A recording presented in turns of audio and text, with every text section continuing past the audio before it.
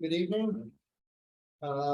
This is the Committee of the Whole, Public Works, Environmental Services and Facilities meeting for Monday, September 19th, 2022.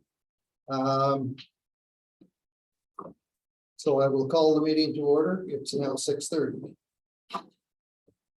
Could I have a mover for approval of the agenda, please? Mr. Packwood, seconded by Councillor Hunter. Thank you.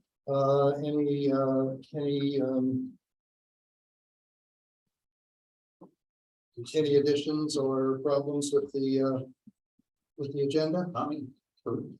Hearing none. Okay, I'm going to call the question. All in favor? Aye. Carried. Thank you.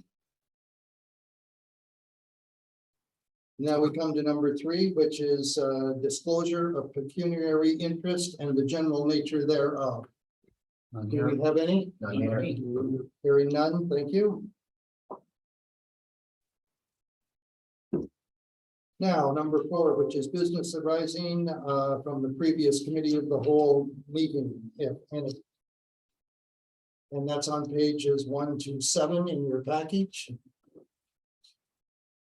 Hearing none. I'm sorry, Mr. Mayor. You're doing business arising? That's what I'm on business arising. 2 things, if I may. Yes, go ahead. So first on page 4 of 10, about 3/4 of the way down the page, it was noted that the recommended changes to the fee schedule would be incorporated to a subsequent review at an upcoming meeting prior to the scheduling of a public meeting. Now, will we get that in October, or what is the plan here? I think we had kind of talked about having the public meeting and trying to get the changes to the fee schedule in effect prior to the end of the term of council. I just was wondering where we were proceeding in October. To the chair, please. Through the chair, the CBO is reviewing and updating, and if we get all the information that we need, we will look to bring that back to the committee in October. Okay, so then the public meeting will be scheduled after that, then, will it? That is correct. Thank you. And second question, Mr. Chair, comes on page 5 of 10. And on page 5 of 10, it doesn't have as marked as well as I thought it did. Change of orders. Oh, I know what it was. Change orders.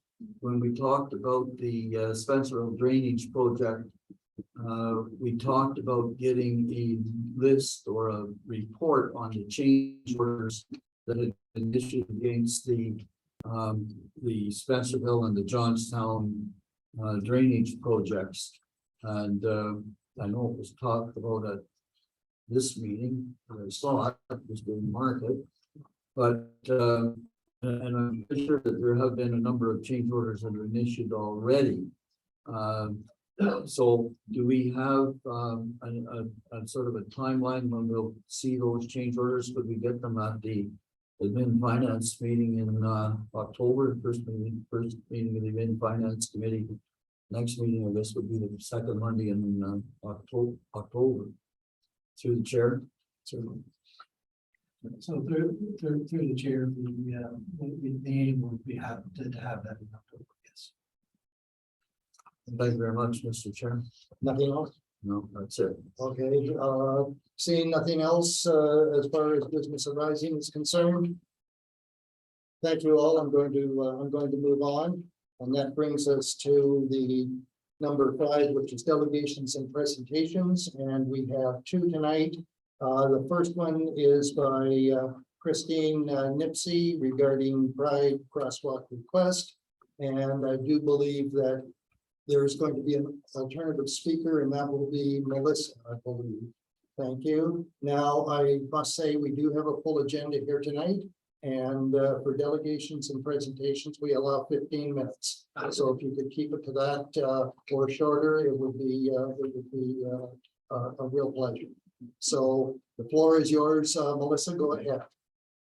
And, and by the way, we do have your information in our package. Wonderful, and don't worry, I will keep it under 15 minutes. I don't quite enjoy speaking up, so you got the right talker. So my name is Melissa Button, my pronouns are she, her. I am here with Ren Nepsi.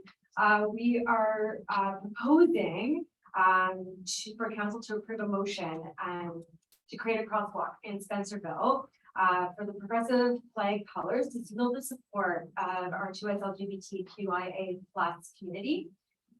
This would be facilitated by Public Works in June 2023 to commemorate Pride Month.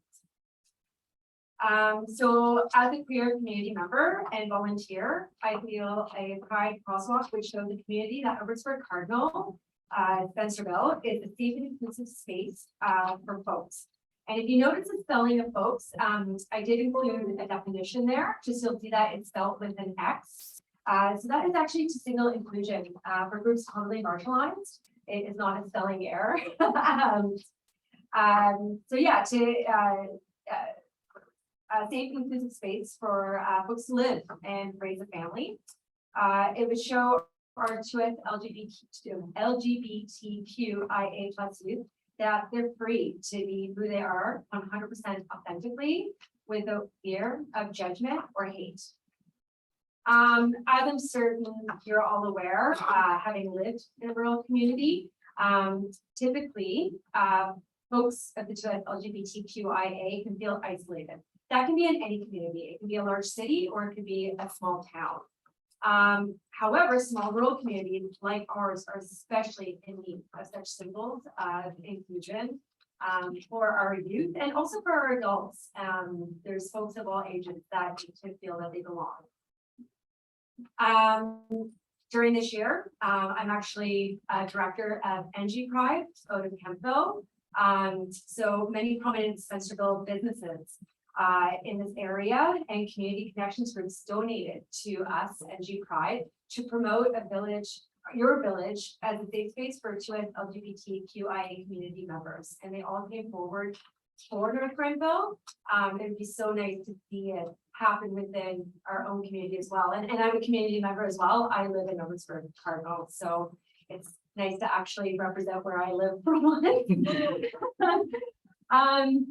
So the proposed area, so we have two areas that we were thinking, whichever one would suit you best. So the first one would be Center Street from Spencerville Clock Tower Park across to the corner of County Road 44. This would create a safe crossing for children walking from a school to the residential area of the village. As well, it would obviously get a lot of foot traffic, folks would see it. The second proposed spot was Water Street from the corner of County Road 44 to the bridge, welcoming the 2S LGBTQIA community to the historic Spencerville Mill, where we host obviously so many community events. I can tell you, I checked in with Public Works today in North Grenville. The approximate cost for them was, they gave me an approximation, was between around $6,500 to have this completed. And that was just repainted in June 2022. Any questions? All right, thank you, Melissa. I'll open the floor up to questions from committee. Actually, my apologies. I actually didn't want to, so sorry, part of the presentation. I wanted to invite up Ren. They are actually part of this community, and we thought it would be actually really impactful for you to hear from one of your 2S LGBTQIA youth. They're also one of the founding members of the group Not a Phase, which was created for youth and parents as sort of a group where they could support one another through transition and so on and so forth. So, Ren? Okay, we'll hold questions. Sorry about that.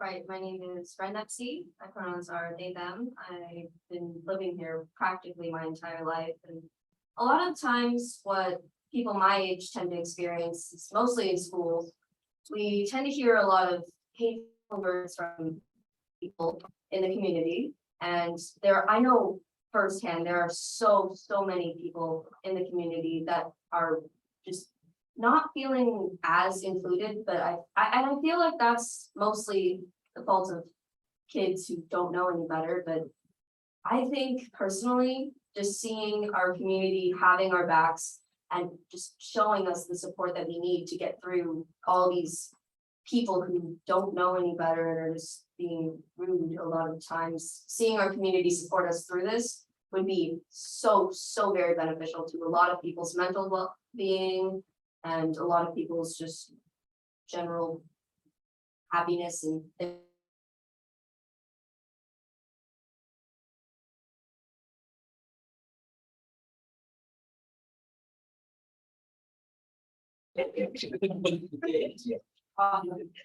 Okay, so Sorry. Melissa is back at the podium and I'll start the round of questions. I'll start with Mr. Packwood. Do you have anything? Yeah, that you folks have enough money to do it always being, or are you just asking for permission to do it? So we're actually asking for the county to do it for us. But you have the funds to do it. Like us specifically, no, we're asking for funding from Eversberg Cardinal to do it through your public works. So it would come out of taxpayers. Correct. Anything else, Mr. Packwood? No, that's good. Mr. Councillor Hunter? No, question. Deputy Mayor Deschamps? I don't have any questions, but I do have a few words to add to your presentation as well, if that's okay. First, I just wanted to say thank you for your presentation. You know, it's really clear that we've got a long way to go to create a fully inclusive community. You know, we really do. I've worked, I'm a hairstylist. I've worked in the hair salon industry for the past 30 years. I've seen exactly what you're talking about, marginalized and people that struggle all the time. I have a niece that's transgendered as well, so it hits near and dear to our family. I think it's sad actually that we need a pride walk to help create awareness, and I think that it's 2022. I can't believe that the discrimination that we see still exists to the extent that it does today. My concern though is, and I haven't seen much in the news about the North Grenville Pride Walk itself, but we've all seen and we've experienced the damage that's been done to the Prescott one. Yes. It's a very prominent space, and it constantly gets marked, and I think that's an example of why it needs to be there as well.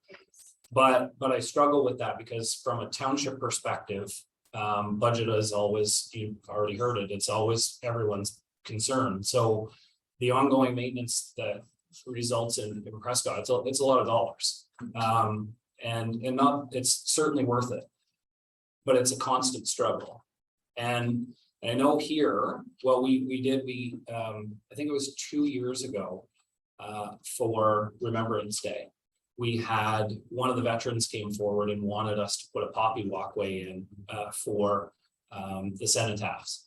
And we as a group, we were scared again that people would, you know, desecrate and vandalize or graffiti those areas. And we decided the best way was to support Remembrance Day through banners on the telephone poles. And I think for me, as much as, I mean, you can convince me that we need a walk, but I think for me, as a beginning anyways, to get somewhere, to support the community, to show that we really care and that we want a safe and non-marginalized community that has inclusivity. I would make the suggestion that we go with the banner route, the same as we did, and, you know, do a proclamation that June is Pride Month. And you know, we create a week where, you know, hopefully we can support some events and promote inclusivity within. Yeah, and I will add that I love the idea of the banner as well. It's a great idea. In regards to desecration of the Pride sidewalks, so in Campbell, there hasn't been really any, shockingly. Typically for maintenance, it's once a year. So they repaint it right before Pride festivities again each year, and there's no maintenance done on it throughout. So after June, they don't touch it again until the following June. Yeah, exactly. My answer to if it was to get desecrated, truthfully, is it sad? Yes. Is it horrible? Yes. But it will get conversation going. Yeah. And is it positive? Absolutely not. But I think it's a conversation that need to be had. And it will actually just bring out more conversations about the discrimination that folks like to hide. I agree 100%. You know, and I get the cost, absolutely. But in the end, I think if you were to like do the once a year versus constant upkeep, because I think constant upkeep, it's not attainable. It's honest to goodness. I would never even suggest that. Just from, I'm a financial advisor, I think that's a pretty little idea. But, yeah, so. One other note that I Okay. made too, I had not, is not a phase, Ren, is not a phase a website? Is it somewhere that I can go to? To see Yes, something? we do have a Facebook page that's open to people, if they want to. Yeah. Look, join. It's see. not a phase, like spelling the same way, not a phase, yeah. Awesome. Thanks for your courage for being here today. Well done. So all, Deputy. That's it for me. Okay, Mr. Mayor.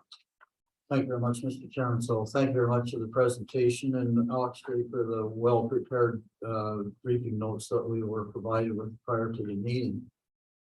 So I just want to pick up where Deputy Mayor Deschamps left off. First of all, you gave us an estimate of was it 6,500? Did I hear you That's what correctly? they believe. It was a conversation I had with the municipal councilors today. With who? The municipal councilors in North Grenville. Oh. I was talking with them today at the IPM while we're trying to get ready for it. And that's what they believe the cost was. Okay, so that cost is a little bit, it kind of interests me. But I'm very pleased to hear you say that you would only expect to have it done like once in the year Of course. prior to the month and then let it go for the rest of the year. Absolutely. And if you think that your group would be satisfied with that, that helps me through a decision. And you provided us with two locations here. One is Center Street and the other is Water Street, which is actually a township street. So I just want to make sure I've got the location clear in my head. Would it be Water Street itself from the corner of the bridge across the edge of, across the entrance of Water Street? Is that what you're thinking of? Right by the Huttons house. Beg your pardon? Sit right by the Huttons house. The Hutton's house, like, so right by, it's Belmont. Yeah, Oh, no, but- that'd be the actual literal bridge to the sidewalk in front of the White House on the corner. So it wouldn't actually be crossing 44, it would be crossing Water Street. Yes. Easier. In my opinion, it's Easier to do. less damage if it's at a T intersection, because there's not a lot of speed going there, Right. which is where. Easier to maintain and it's our street. Yeah, okay, so those two things kind of help me through this and I want to thank you for your presentation, answering the questions. Thank you. Of course, you're very welcome. Thank you. Councilor Dillabaugh. Yes. Thanks very much again for your presentation. I think it's well overdue. I'm a grandfather of 5 children and always in the back of my mind, maybe something will happen, but guess what? I would love them the same as I do now. So I always try to prepare myself for that. I'm kind of echoing like what Mayor Deschamps says, or Deputy Mayor Deschamps has been saying is maybe I know I'm just afraid that something would happen for the crosswalk. I love the flags, I love the banners, anything that we can do to support it. I mean, I'm on board with it, but I just have, after the Prescott situation, I kind of have cold feet with that. I get that, and I think the Prescott. And I know it brings, it does bring conversation to it. I get that, and Prescott was pretty extreme, like to say the least, like the publicity behind the Prescott damage was quite big, to say the least, among our small towns, right? Yeah. So I understand that, that's valid. So, like I said, in all that being said, I would prefer a banner and a flag, just to show that we are on board with you, and we are. So, thank you, well done. So, Mr. Chairman, can I follow up if I may? I just wanted to follow up on the banner idea too, because as Deputy Mayor Deschamps said, we kind of. When the veterans came to us, and we have a lot to thank the veterans for, we kind of deflected it from poppies on the street to banners on the pole. Mainly for all the reasons that the deputy mayor outlined, and I kind of hate now to move in that direction after we've taken a different position with the veterans. So that's why the banner flags kind of thing kind of attracts me more.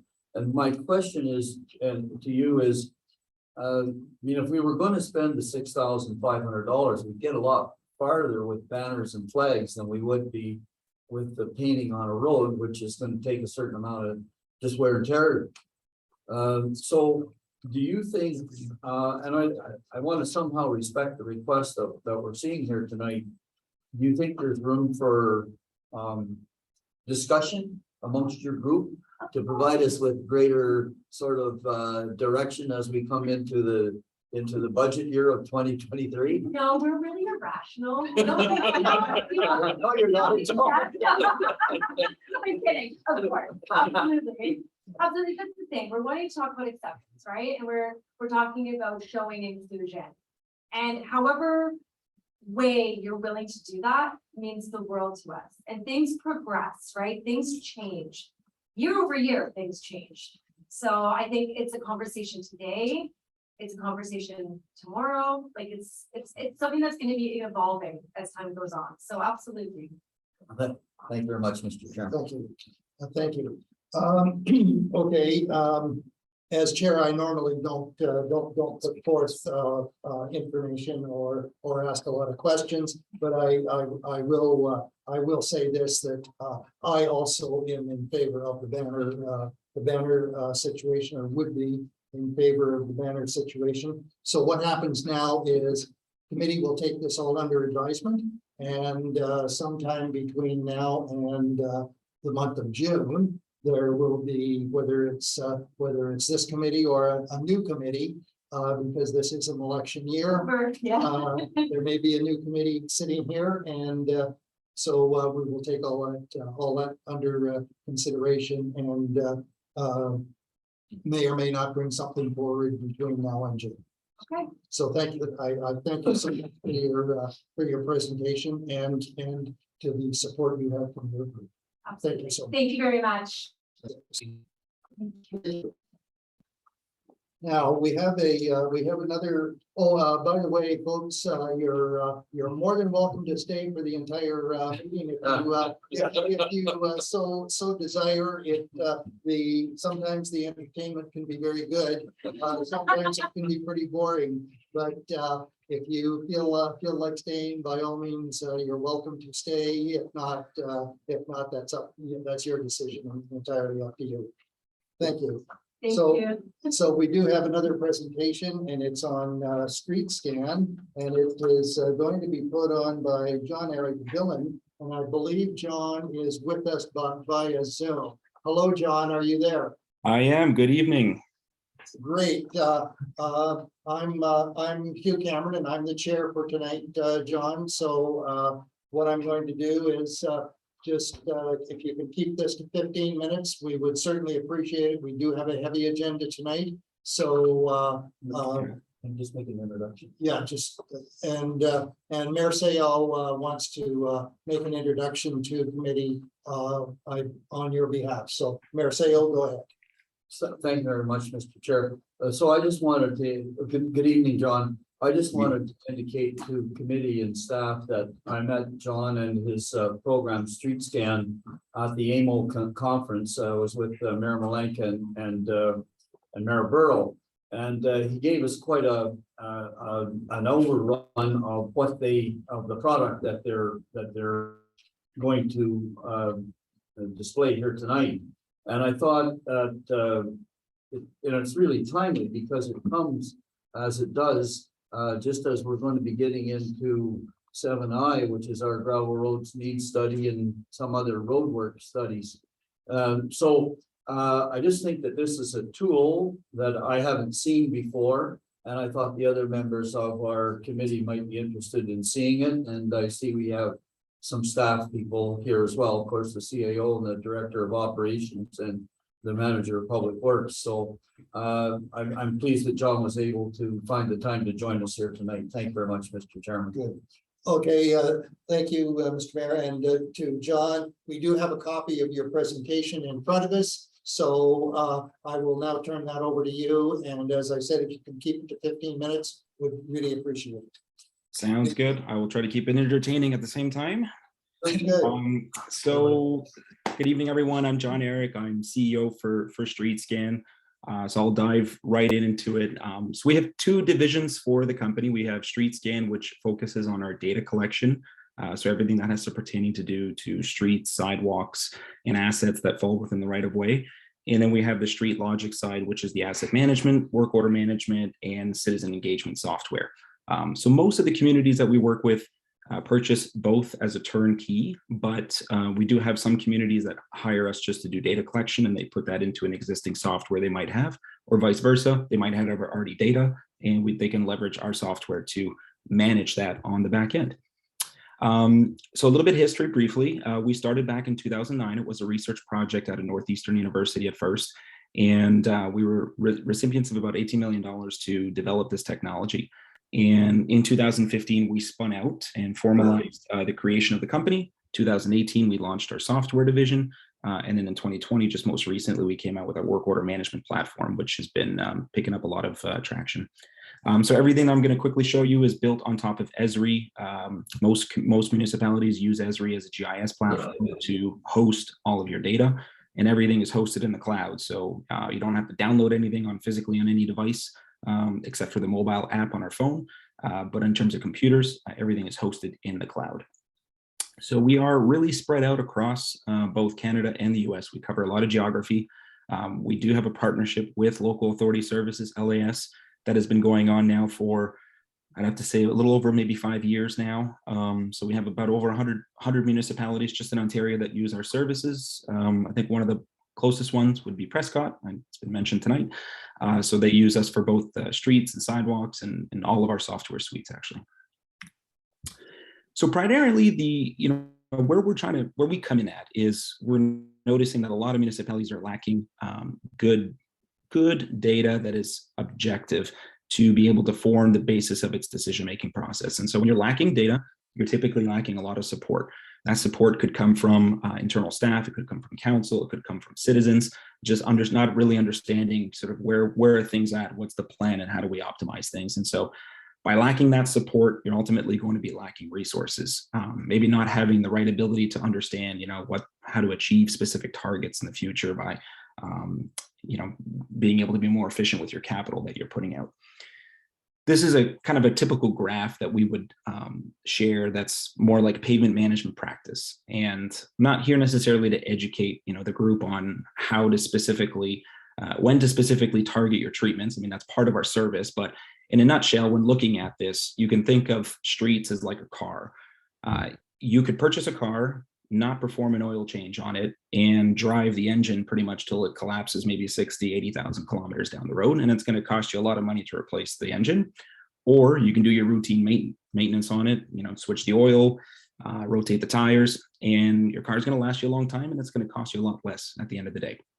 So it's a little bit how streets kind of operate too, right? Making sure that you tackle the right treatment at the right time, as opposed to just letting them lapse, and then it costing you exponentially more down the road. How much more? Well, these are just some estimate costs.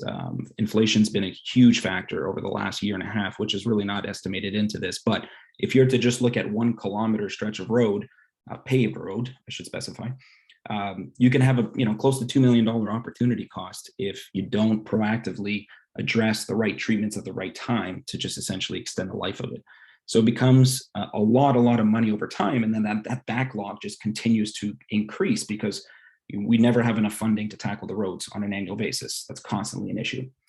And then when you have a lot of streets to consider, you've got unforeseen utility projects, you've got weather patterns are changing. We're seeing a lot more freeze-thaw cycles that are causing chaos on the streets.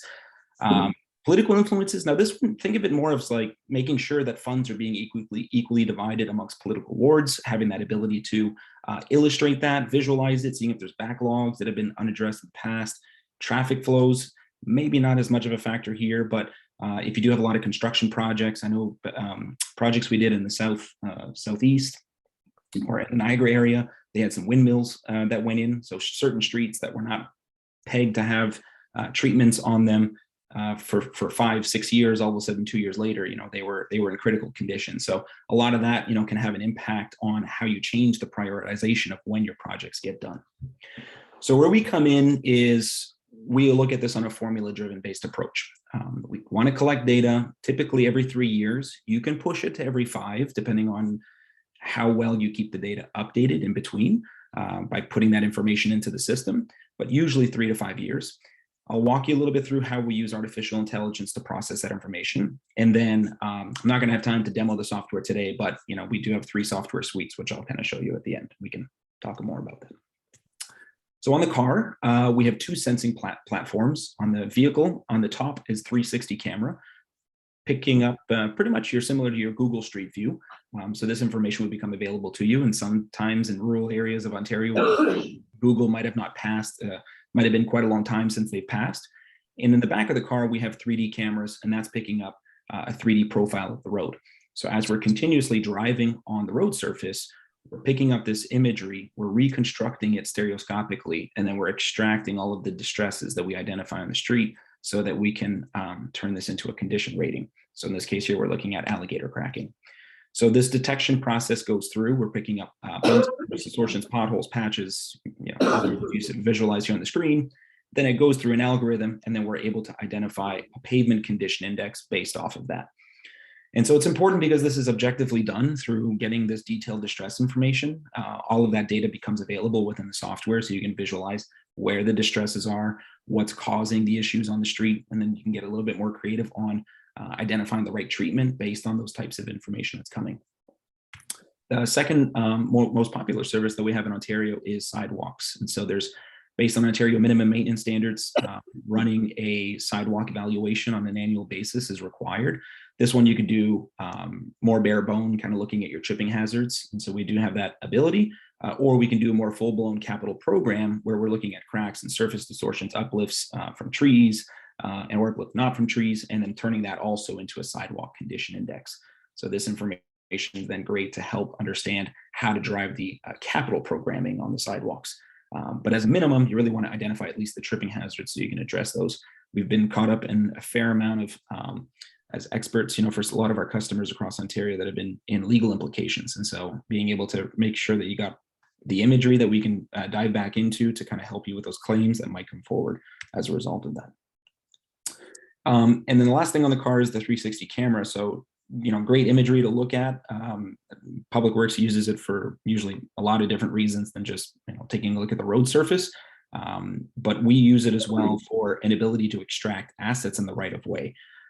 So by leveraging artificial intelligence, this is kind of a little example of how we can get into it and automatically start categorizing your things like your manholes, your valve covers, your traffic signs are probably the low-hanging fruit that most municipalities are looking to accomplish. So getting a good database of the condition. We are going to be rolling out a sign retroreflectivity assessment in 2023, so next year. So those are things to just kind of keep in mind. So everything I looked at was more on the street scan side. We refer to that as the body. That is really the raw data, the condition data, but we haven't applied the AI, the more the brain of what we call it, to how we can optimize the budgets accordingly. So the street logic side, when we inject that data into it, then it's taking all those considerations. So the climate, traffic counts, if you want to have any political influence in there from a sense of like looking at things on a GIS basis.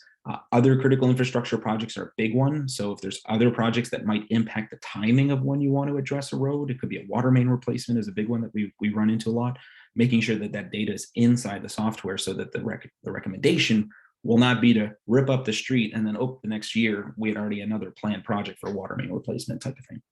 And then the biggest one is the cost benefit ratio. So how to address the right treatment at the right time at the right location. So pavement management 101 would dictate that you want to focus on your higher classification streets first and your better streets before your worst streets.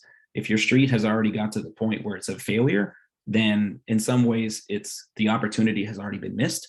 I know that residents may not enjoy that in the sense that they might have to see certain streets live on in a state of disrepair, but if you miss the opportunity on those good streets to apply the treatment at the right time, it will be very costly and that backlog will only continue.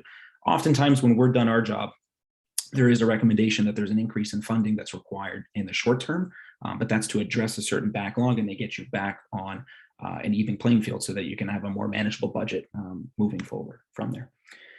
And so from a software standpoint, we have 3 different product suites that go really well together, but we have a lot of municipalities that purchase one or the other. So the asset management is for all the capital planning. So that's where we put all the streets, the sidewalks, traffic sign data into there.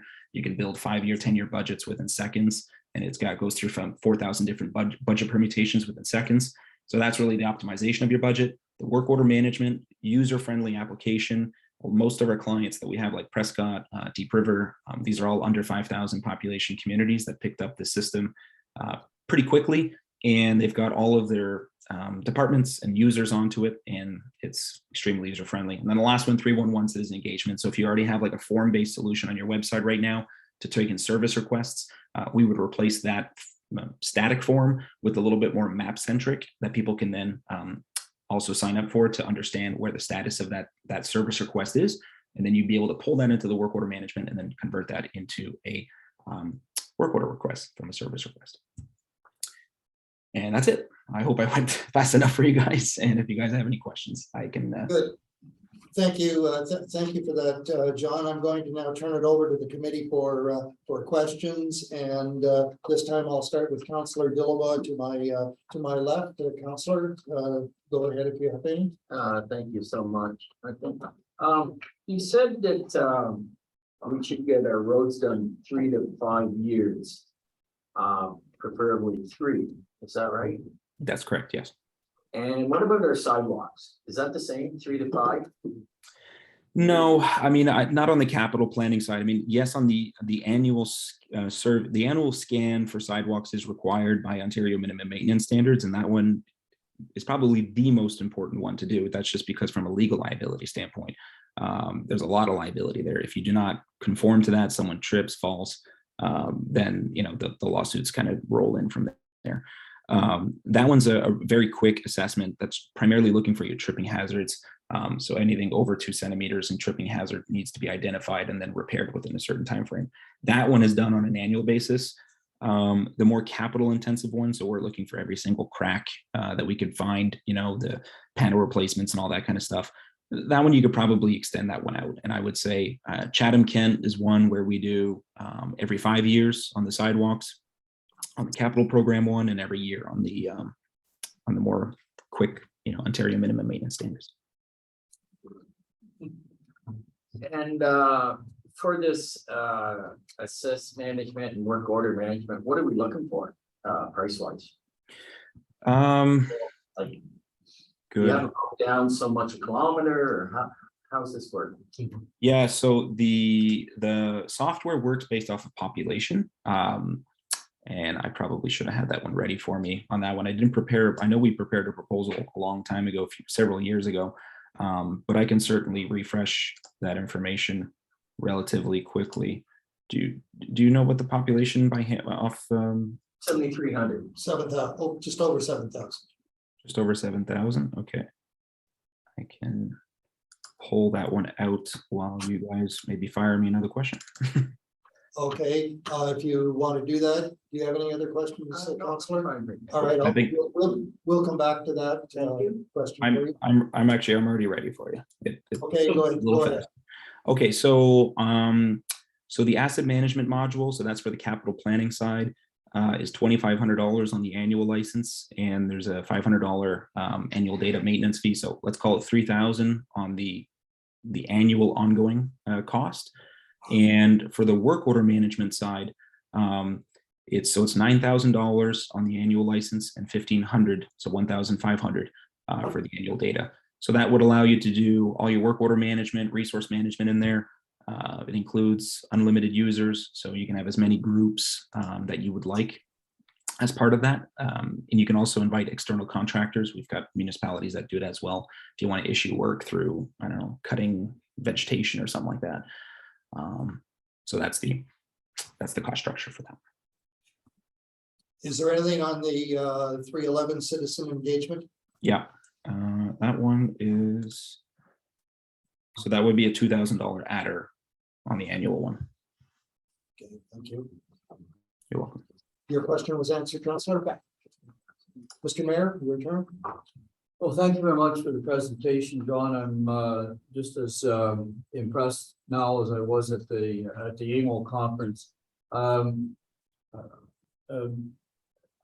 We're struggling to keep up. There's no question about it, and looking for a mechanism that will provide us the best bang for the best dollar, as you point out.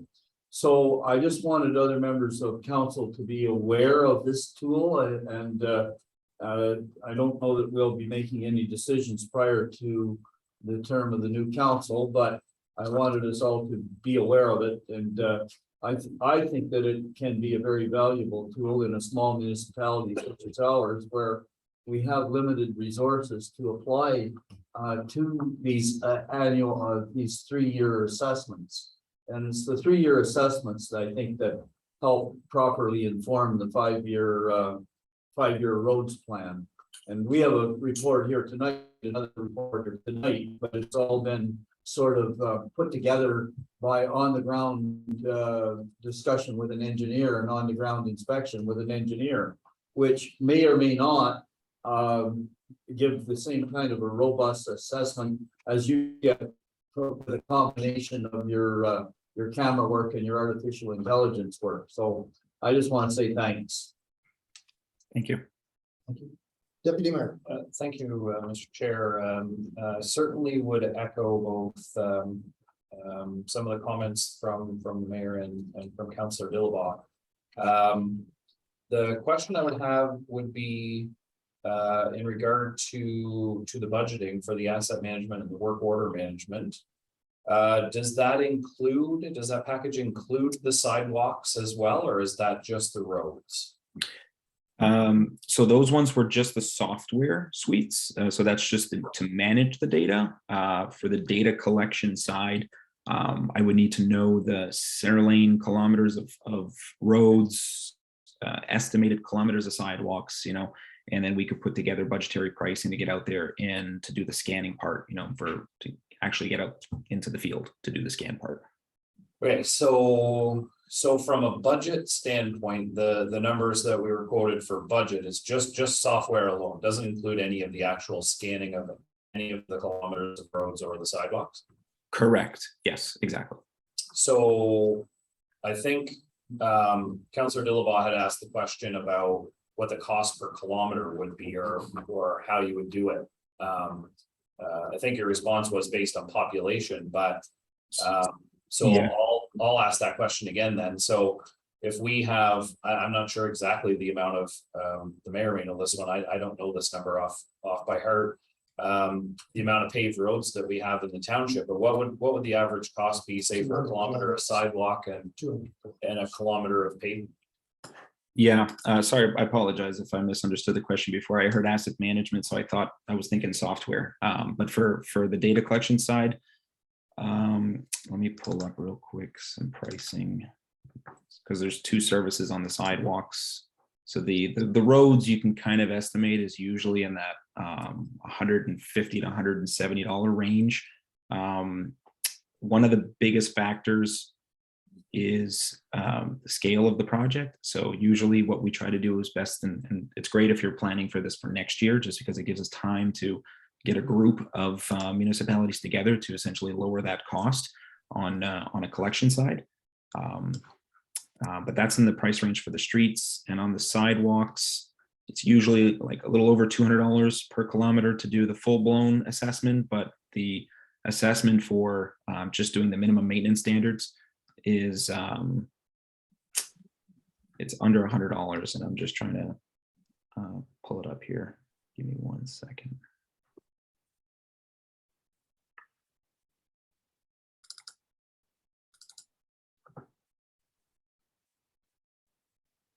I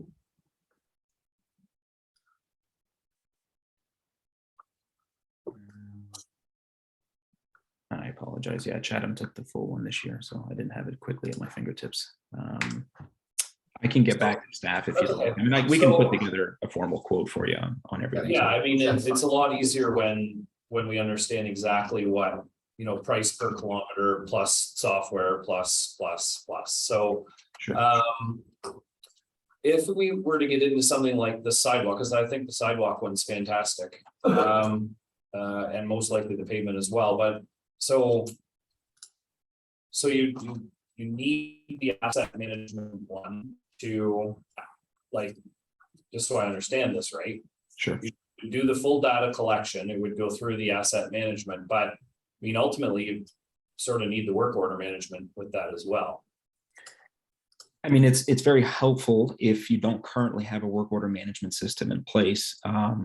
You know, so then you're able to, if we identify, let's say we identify 100 tripping hazards when we're going around collecting the sidewalks, and you can immediately take those tripping hazards and convert them into a work order and then dispatch, whether it's internal resources or external resources to repair them. So just kind of an idea of how you can see the data kind of migrate between the two. As a starting point, most municipalities will take the street scan for the streets for the sidewalks, and then they'll take the asset management module, and that's to be able to at least manage the data.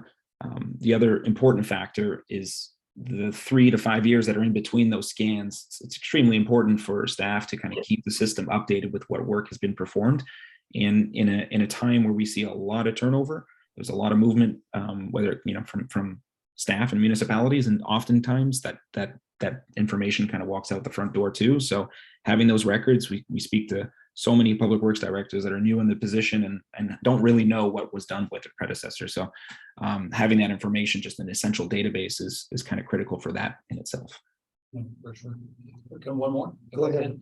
And so then I guess to further on to the 311, the citizen engagement portion, that would be to reduce the workload on staff to keep, you know, the citizens updated as to which roads are getting done, which sidewalks are getting fixed, if there's been a work order issued, that sort of thing. The 311, the primary focus of that one is you know, today, if a resident wants to voice a complaint about something, they usually have, you know, 3 ways of doing it. They can phone in, they can email in, or most times there's a form that's kind of buried somewhere on a municipal website where they can kind of submit their request for.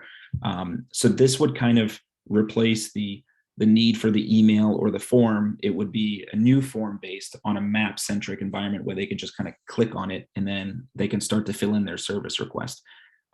Our system, if someone still phones in, which a lot of people do, whoever picks up that phone call at the municipality would then be able to just go into StreetLogix and log that service request that is coming through from that person. So they would be able to then have 2-way communication. So if you were to, let's say, acknowledge that you've received it and that you've now converted it into a work order, they can then also be notified so that they don't think that it's just kind of lost and forgotten, you know, that the municipality is addressing it. So it's just a cleaner way of transferring the information into a record system and then converting it into the work order system as well too. So Cool. That's, yeah. Thank you. Councillor Hunter. Well, I think the street scan, sidewalk scans probably would be the best investment, probably a quicker way of doing it and having a backup. For the street scan, I just don't know how well your artificial intelligence is gonna read by taking the pictures. Actually, how good that road, what that road really needs. On a paved road that's 5 years old, I can see, yeah, it's gonna define where the cracks are and stuff, and that's pretty simple thing to figure out what you gotta do with, but on some of the garbage deteriorated roads to ask. But it's actually gonna tell you what you need to do in that road without a roads manager actually going on that road and doing surveys and doing base tests and stuff, but it's actually going to tell you what has to be spent on that road. Correct. Yeah. So it will, based on the distresses that we're identifying, you can tell the story on what's happening, whether it's something that's happening, issues are below the surface, or if it's more of a surface defect. So we're able to build out the decision tree within the software to help shed light on what type of repair maintenance strategy should be put forward on the street. And with the view street, with the length of the street, which we have inside our software, the estimated cost, will be all factored into that. So that's all part of the setup of the software, to work with staff to take a look at, what type of recent pricing, they've encountered this year, if they've bid out work, so that we can specify the unit cost for the different types of repair strategies that need to go in there.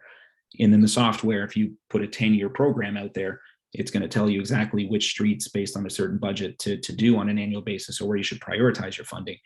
And then a lot of times you might want to look at it a different way, which is, well, regardless of how much money per year, maybe you want to achieve a specific service level target within 5 years. So what kind of funds are going to be required on an annual basis in order to achieve that?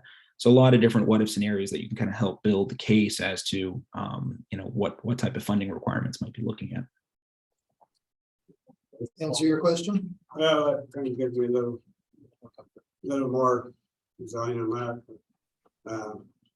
A kind of question on your one graph here, where you're showing the way it's surface seal, and then what the actual cost at the end that you do all your active per kilometer roads going to cost you $675K.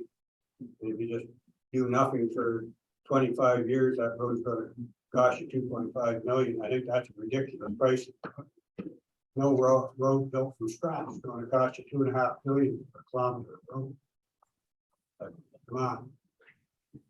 About $180,000 a kilometer to lay pavement down. Even if you do a subsurface on it, it's not going to cost you $2.5 million for a kilometer of road. That's kind of an oversell, I think. Anything else, Counselor? Mr. Packwood? Just one question. On a two-lane road, traffic in both directions, when you're picking up data in the field, do you do both lanes at the same time?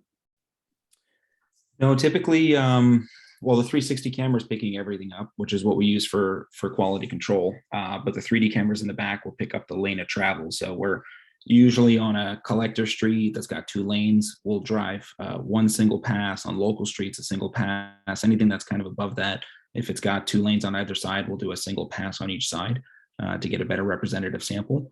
But that's usually, on average, that's more than adequate, because it's very rare that we do maintenance on one side of the street, not the other. From that standpoint. Okay, thank you. Okay, Deputy Mayor, you wanted in on a follow-up question? Yeah, if I could, 2 quick ones. I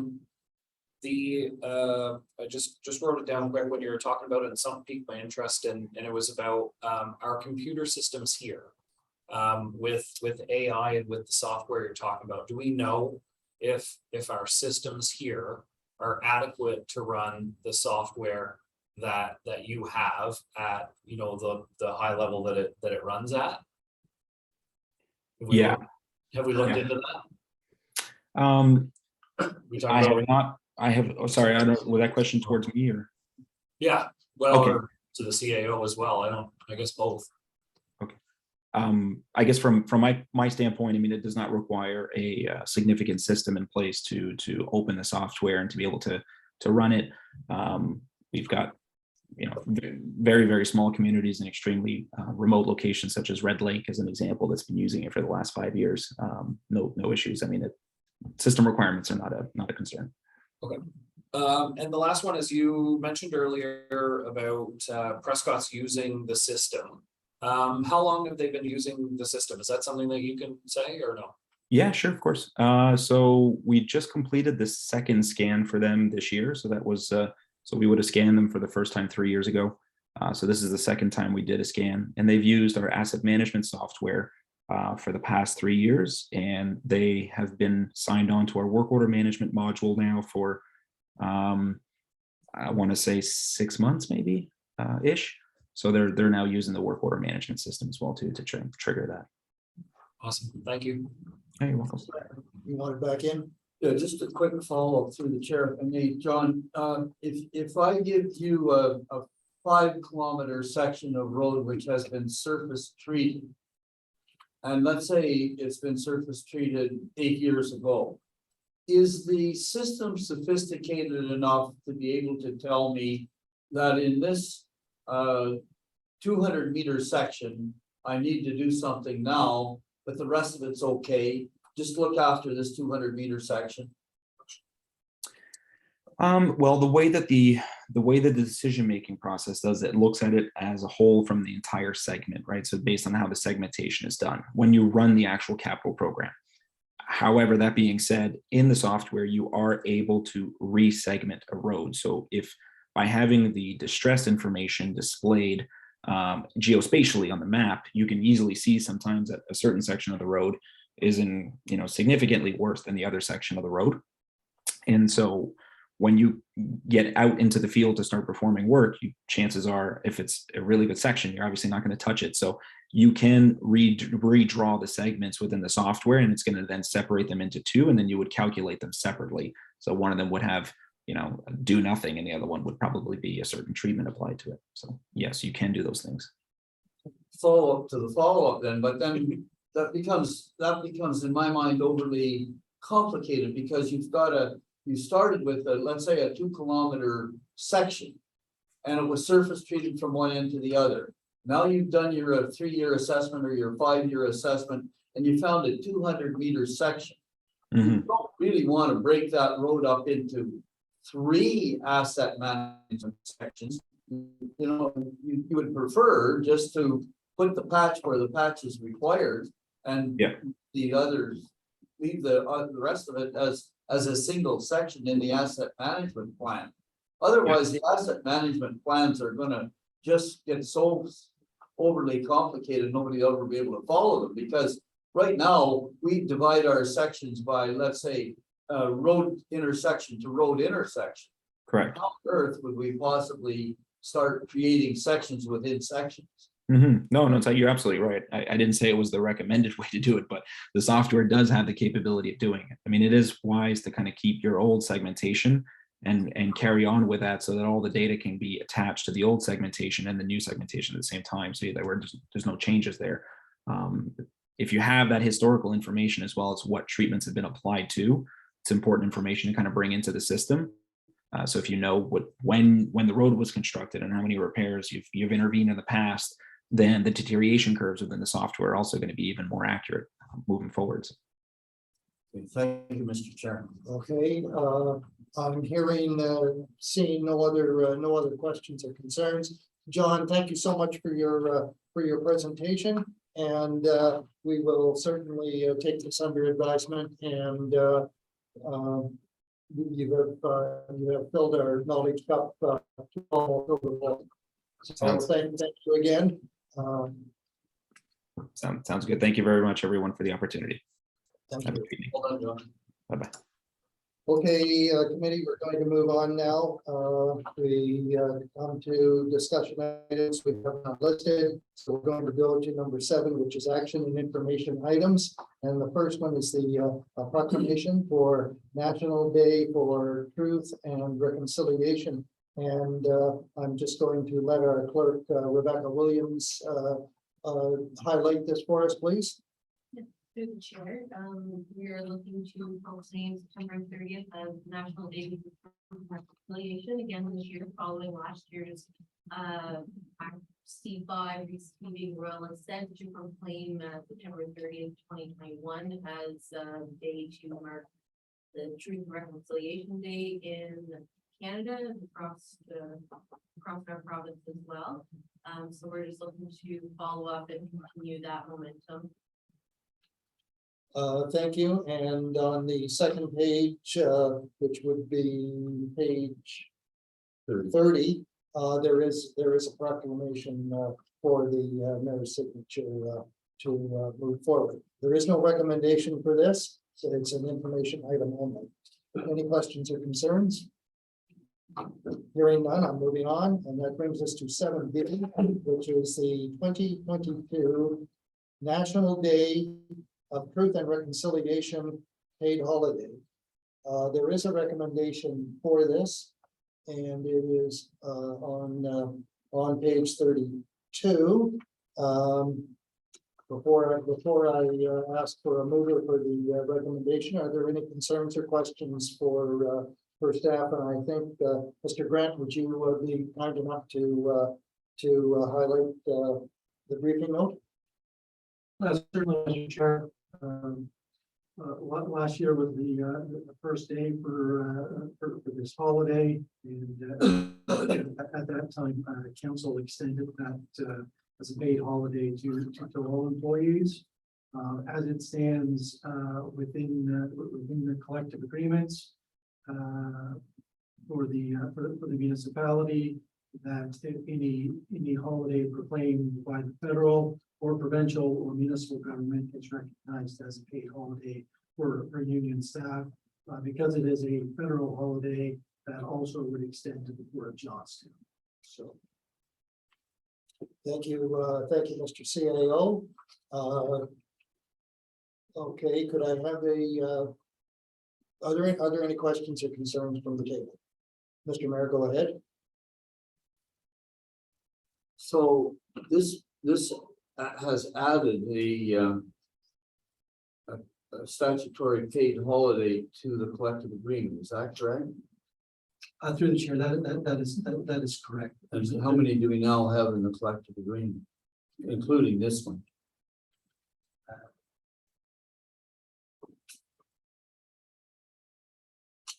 Off the top, I want to say 12, but I may be incorrect. It's 11 for the township call for the Florida, because they have the members sitting on the township. I believe it's 12 with this. With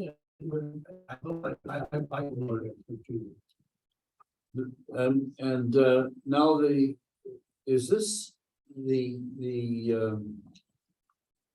holiday that was proclaimed for the Queen's funeral, which is today? Is that proclaimed at the same status as these others? Is that will that become another annual statutory holiday, or was that just a singleton today? Through the chair, I believe that was just for the funeral today, that it would not be an annual holiday. Okay, now that's interesting. As a former small businessman, I can tell you that these statutory holidays are really, really tough on small business people. And so, I mean, we have to abide by the terms of our collective agreement. I understand that. So thank you very much, Mr. Chairman. I won't say any more right now. Okay, thank you. Anyone, Deputy Mayor, go ahead. Yeah, so federal stat holiday means that all federal employees get it off. That's nobody else gets it off. Correct.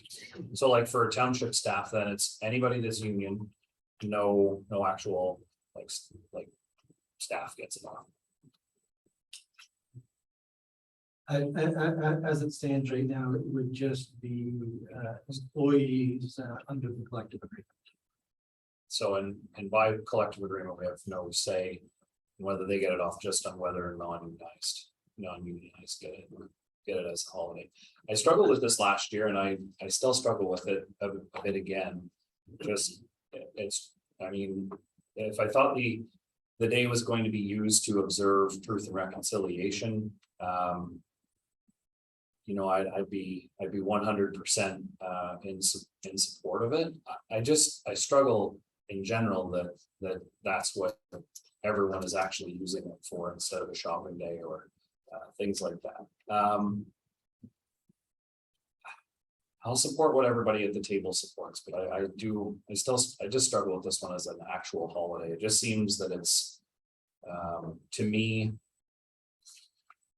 I mean, what truth and reconciliation is about, and we're giving ourselves a holiday, a federal holiday for that. It just seems backwards to me. Councillor Hunter. Well, I think this was discussed last year when it came up, not in this council, but probably in every council across Ontario. probably across Canada. But it was actually being used for what the federal government deemed it should have been used. For. But. My problem is that. I don't think it's fair to our management staff, but we have to. We have no choice but support. And with our union staff, they're gonna get the holiday. Federal government declares that they're getting them. So I don't think it's right that you have 8 or 9 management staff that gotta come in and work that day when the other 60-some employees we have are having holidays. So whether it's used for that I agree 100%. I don't really think it's. I think there are better ways the federal government could have went about doing something to recognize the truth of reconciliation day somewhere, and how you do it. That doesn't use it, like we struggled for years to remember say whether it should be a school holiday or shouldn't be a school holiday, and back and forth, and we're still debate over that. But to me, I moved the recommendation because I think it's if we got to give it to 3/4 of our staff, I think we got to give it to them all. Seconded. We have a mover and seconder. I have one more table to ask for questions. Mr. Packwood? I agree with Council Hunter. Thank you. Is that all? Mr. or Councillor? Just one question. It says here anyways that we do have to follow the union. I mean, no question. That's correct. The feds and parents has a set holiday, then we get it for just the feds. Municipality office would be closed anyways, but do they get paid? Yeah. So you guys don't, the staff. will Not get not paid? list as motion passes. Okay, That's the essence of the motion, is it not, Mr. Rand? Paid holiday for the municipal employees that are not included in collective agreement. That's correct. Yeah, that's the essence of It is, yes. the recommendation. So, just one further, if I might, Go ahead. everybody else is done. So this year, September 30th would fall on a Friday. And so then the office would be closed on the Friday. What's the implication if it fell on a Saturday or a Sunday for the future? I mean, I know we're only doing this for 1 year, but we've set the precedent last year. We're doing it again this year. So I mean, it only stands to reason that we're going to do it again and again. So if that stat holiday fell on a Saturday or Sunday, would that mean that the office would be closed on a Monday to recognize that? Through the chair, that is the typical process for the unpaid days that fall on Saturday or Sunday. Well, excuse me, Mr. Chairman. Yeah, that's because it's a federal holiday, but if it at any point becomes a provincial holiday, then it'd be a provincial statutory holiday, then everybody's covered by it, right? Correct. Yeah, so it's just because of the fact that this happens to be federal and our municipal employees are covered by their collective agreement, so they get that federal holiday. And then our municipal staff who works in this building don't. So, yeah, the deputy mayor is a good point, but at some point, if the province recognizes this as a provincial statutory holiday, then that little issue goes away. Okay, I have a mover and I have a seconder. I'm going to call the question. The recommendation is that committee recommends that municipal council recognizes the federal statutory holiday, National Day for Truth and Reconciliation, as a paid holiday in 2022 for all municipal employees. I'm going to call the question. All in favor of the recommendation? Right. And that's carried. Thank you.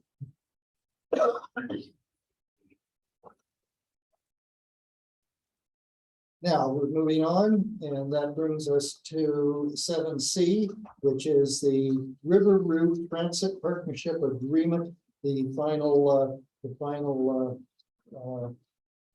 report. And I believe, Mr. Grant, would you care to highlight the recommendation or the resolution, please? And there is a recommendation with this, right? Thank you, Mr. Chair. So the recommendation with respect to this would be that the committee recommends the council enter into the River Road Transit Partnership Agreement and direct the mayor and clerk of the corporation of the township minister Cardinal to sign the River Road Partnership Agreement. If you recall back in around May, the draft agreement was presented at each municipality for feedback. There were no what we would call material changes based on the feedback. Some slight modifications within the agreement. What this report provides is some additional financial results that have been achieved to date since the pilot project started in August of 2021 and through this extended program that we're doing in 2022. Just of note with respect to the financial end of it, Edwardsburg Cardinals contribution for the 10 months thus far is just under what we call it, just under 19,500. And just to remind the committee that the council passed a resolution committing to an upset limit of 10,000 toward the pilot project. And also resolution 2022-73 coming to an upset limit of 30,000 for the 2022 operation. So, and this contribution will be covered through the modernization funds. So, all in all, there hasn't been a substantial uptake with respect to rides per day, but if you look on page 35 of 100. That there was a peak of 33 rides on August 12th, and there does seem to be through that April, May, June, July portion that we're closer to that 14 to 15 rides per day. And then finally, with respect to that, it just sort of ranks the stops based on usage. Thank you, Mr. CAO. I'll open the floor up to questions and concerns. I'll start with Mr. Packard. No comment at this time. Councillor Hunter. Well, I think it's been given a pretty good try here, but for an average over the whole term of 12.5 rides. Rides is when you get on and get off with a ride. Even at the point of the highest day time was the August one, 16.6. Basically, we're talking 8 people using that. I just don't see the value in spending that kind of money for 8 people to have a system to ride on. So I'm not here. So the next decision, the next council will make a decision. I just don't see this as a service for. If you had 25 or 30 people a day using, that'd be a different question. For at its peak of 8 people a day using it, a lot of better places money can be spent. Deputy Mayor. Thank you, Mr. Chair. So I'm a little unclear. And so we're asking for the agreement to be extended a year. Correct? Like this is the agreement for 2023. So this particular agreement, if you look at page 36, at the bottom, the term of the agreement would be April 1st, 2022 to March 31st, 2023. Which would, so the April 1st to March 31st is the coincides with the provincial gas tax funding year. Okay. So the agreement in this particular case, if executed, it would be needs to be renewed for the next 12-month period before February 28th of each of each year. So before February 28, 2023, decision would have to be made whether the municipality would want to continue for another year. So we see the numbers from last year and the costs for last year. But there isn't a proposed budget for next year though, is there? Like for that? That, At this particular time, we do not have a forecasted budget for the upcoming. so can I continue? All right. Is How many more there, questions have you got? as well, I mean, is there a plan to bring that forward? I'm certainly not giving a blank check, and to me, this is giving a blank check, so. Like I struggle without actually seeing a budget in front of me to say, yeah, we're in when I don't know what the costs associated with are gonna be. I mean, I know what they were last year, but I wanna know what they're gonna be anticipated to be next year, what the proposed amount of grant funding is going to be, what we're applying for. And I wanna know what we're getting ourselves into before we do that. So for me, I'd prefer to defer something until we actually had that information in front of us. I don't know if it's coming or not. I didn't see anywhere that it said that it would, but that's sort of the concern for me.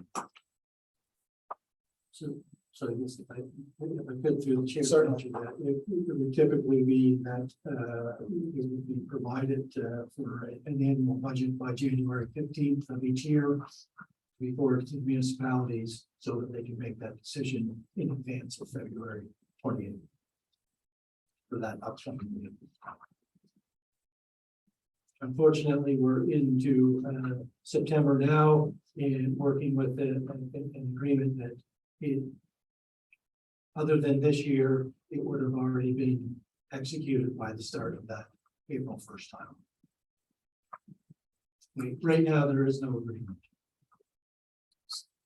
So this recommendation that we have before us tonight is just to the end of the year? Is that To March 31st. to March 31st? To the end of the term, and then it will be renewed again.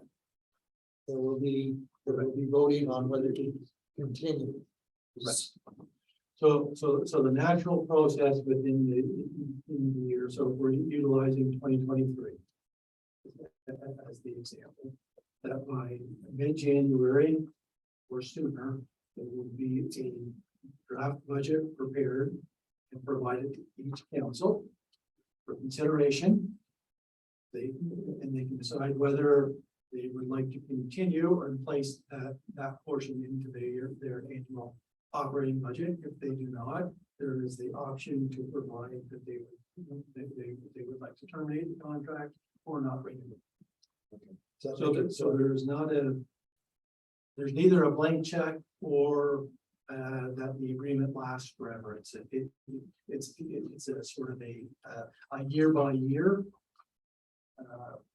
process. Clear?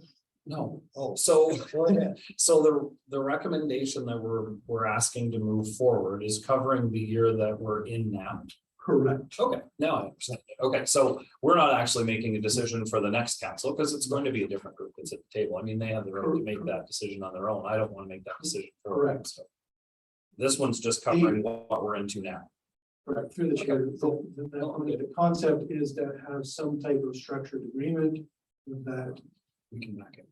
yes, everybody knows what those roles, responsibilities are, and those options to either renew, terminate, whatever the case may be. Mr. Mayor, do you have anything to add? Well, I have something to say, might not have anything to add. Well, you go right ahead. Well, first of all, Mr. Chairman, I know that so far I'm looking at 2022 totally. So we've spent a total of 6,045 plus 6,600, and I make that pretty well $13,000 that we spent in 2022, and that's up to the end of August. No, sorry, that's up to June the 30th. So I'm quite confident that we'll get 13,000 up to June the 30th. We had allocated an upset limit of 30,000 for 2022. So in 6 months, we've spent 13. In another 6 months, another 13. We should finish 2022 about 26,000, which is within our upset limit of 30. So 2022 is covered.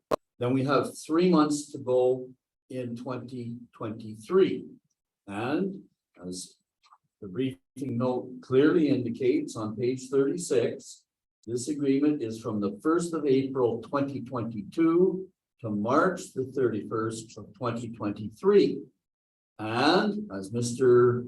Grant has pointed out, we get the budget for all of 20, that'll start in March, that would start April the 1st of 2023.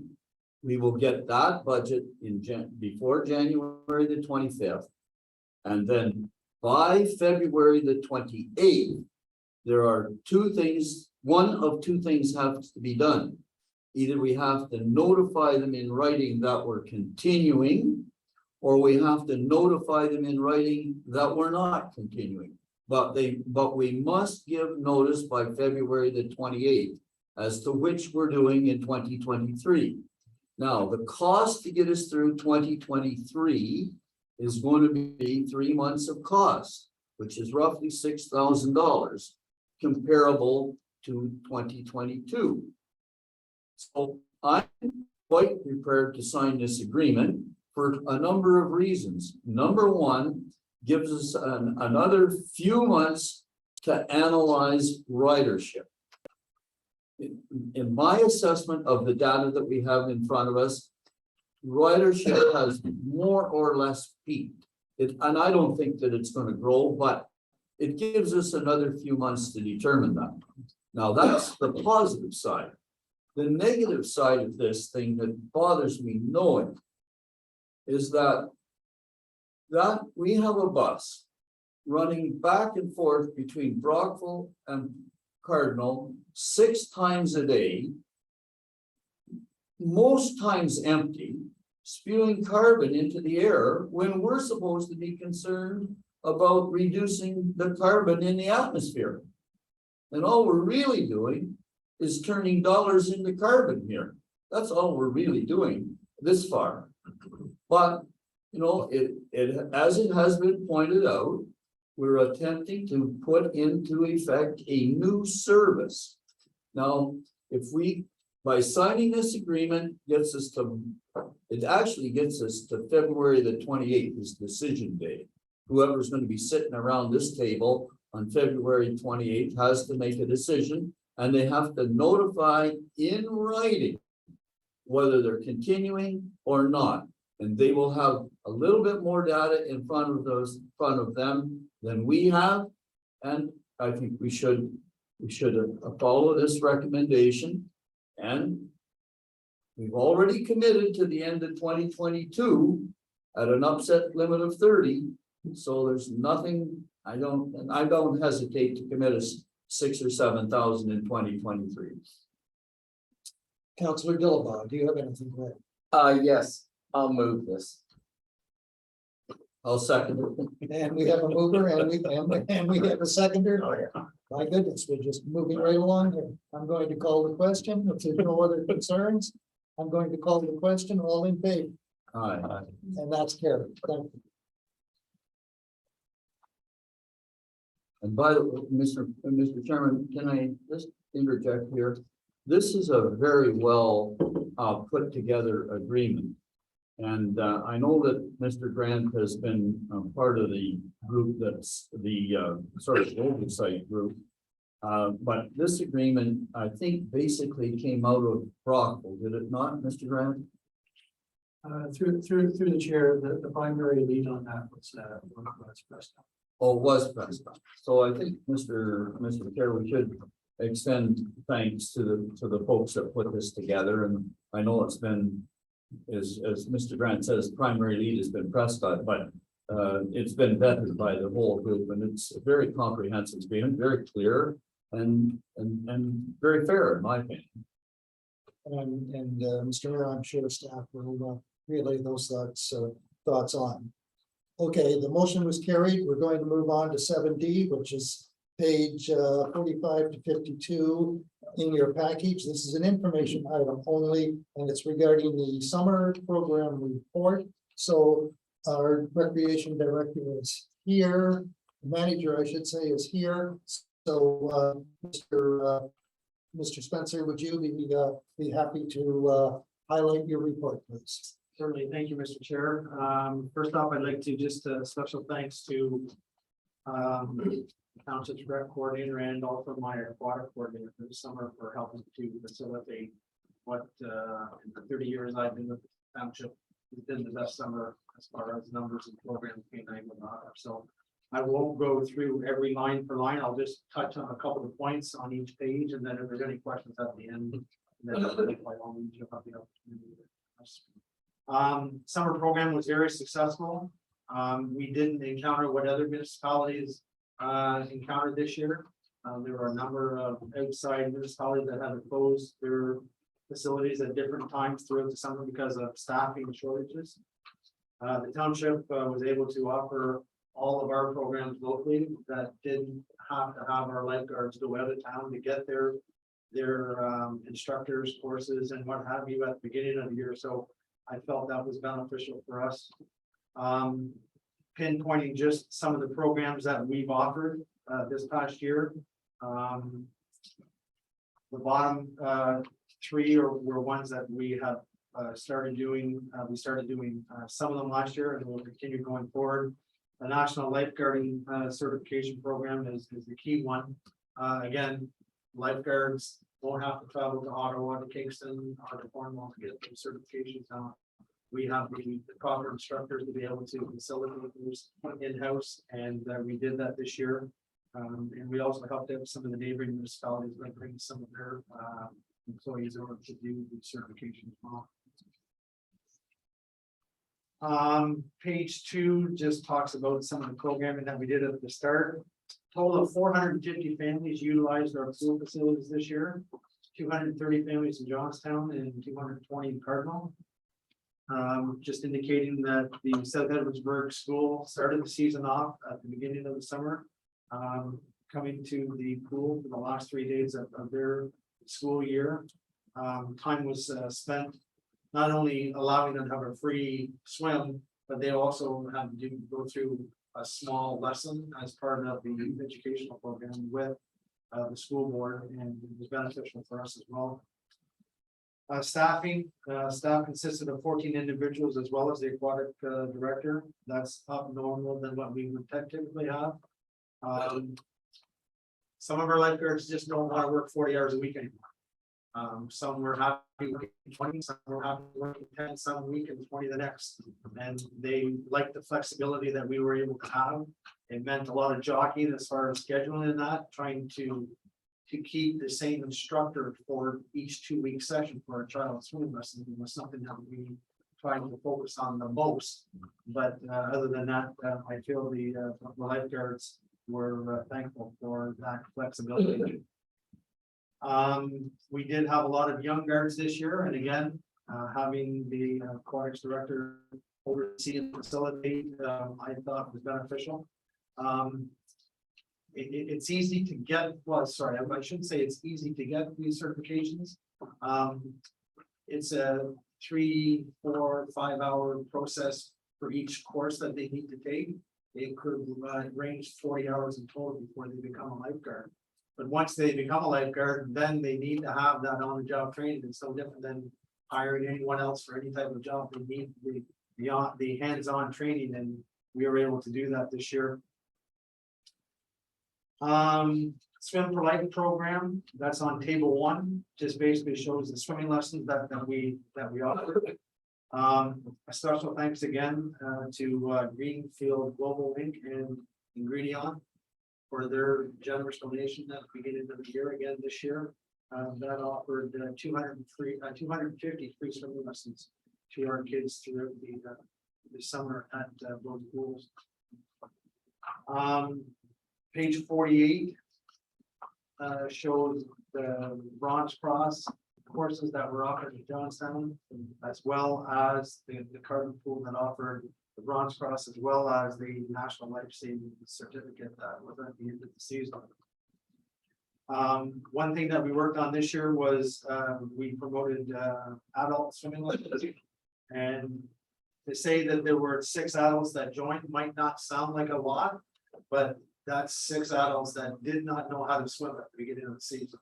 And then felt comfortable enough to be able to feel that they could enter the pool facility and not have to have, someone overlooking them. So those lessons were done early mornings prior to the general, lessons starting, to help the adults feel more comfortable in the pool with not a large quantity of kids around.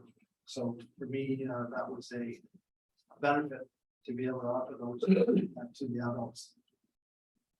Page 49, the chart shows the pool attendance, and we've broken it down just a little bit to talk. The lane swim is something that was quite popular this year in Johnstown.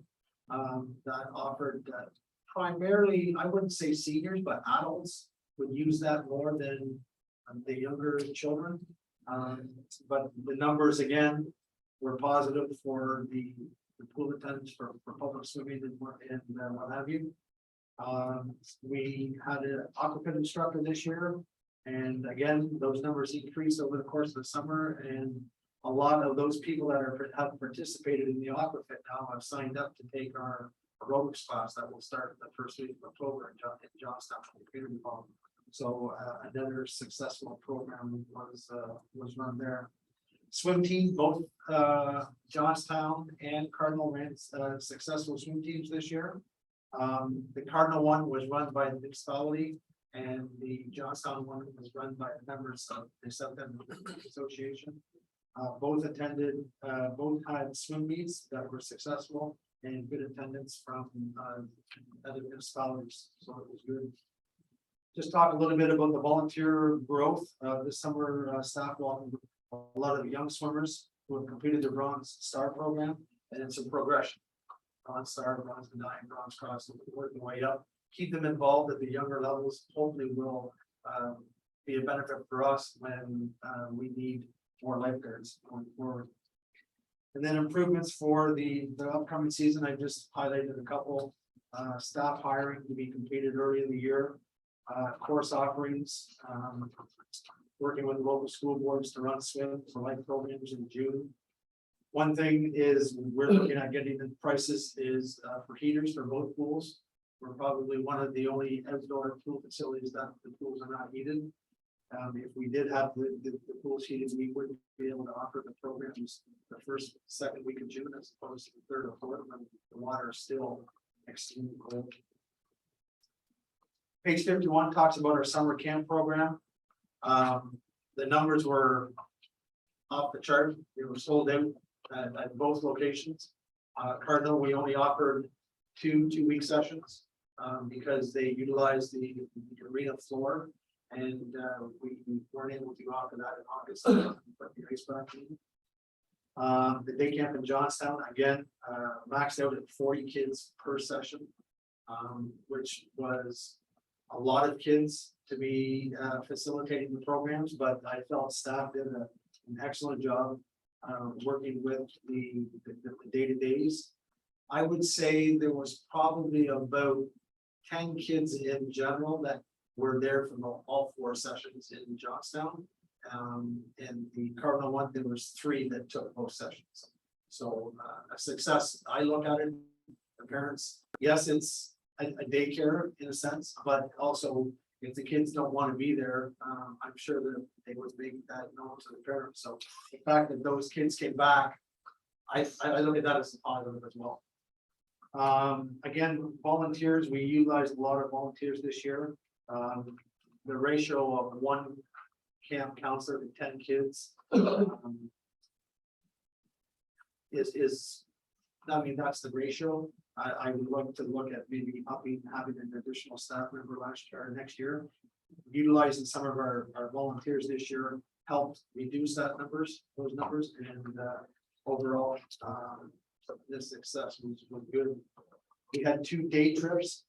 We went to Cascade, the water side, and Calypso Water Park. And both of those day trips were sold in. There was 42 kids on each trip. Along with our staff. So that was a very good security program as well. We will look at offering those programs again. That's all I have for now, unless there's any questions. Thank you, Mr. Spencer. I'll open the floor up for questions. Again, this is just an information item, so there's no recommendation. Councillor Gillibaugh, would you like to start? Yes, thank you, Chair. Sylvan Manager, well done.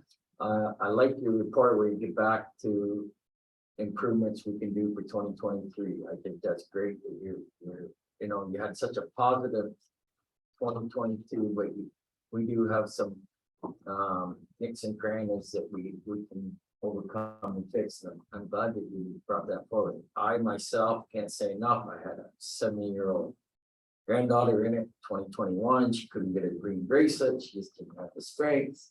2022, she did it.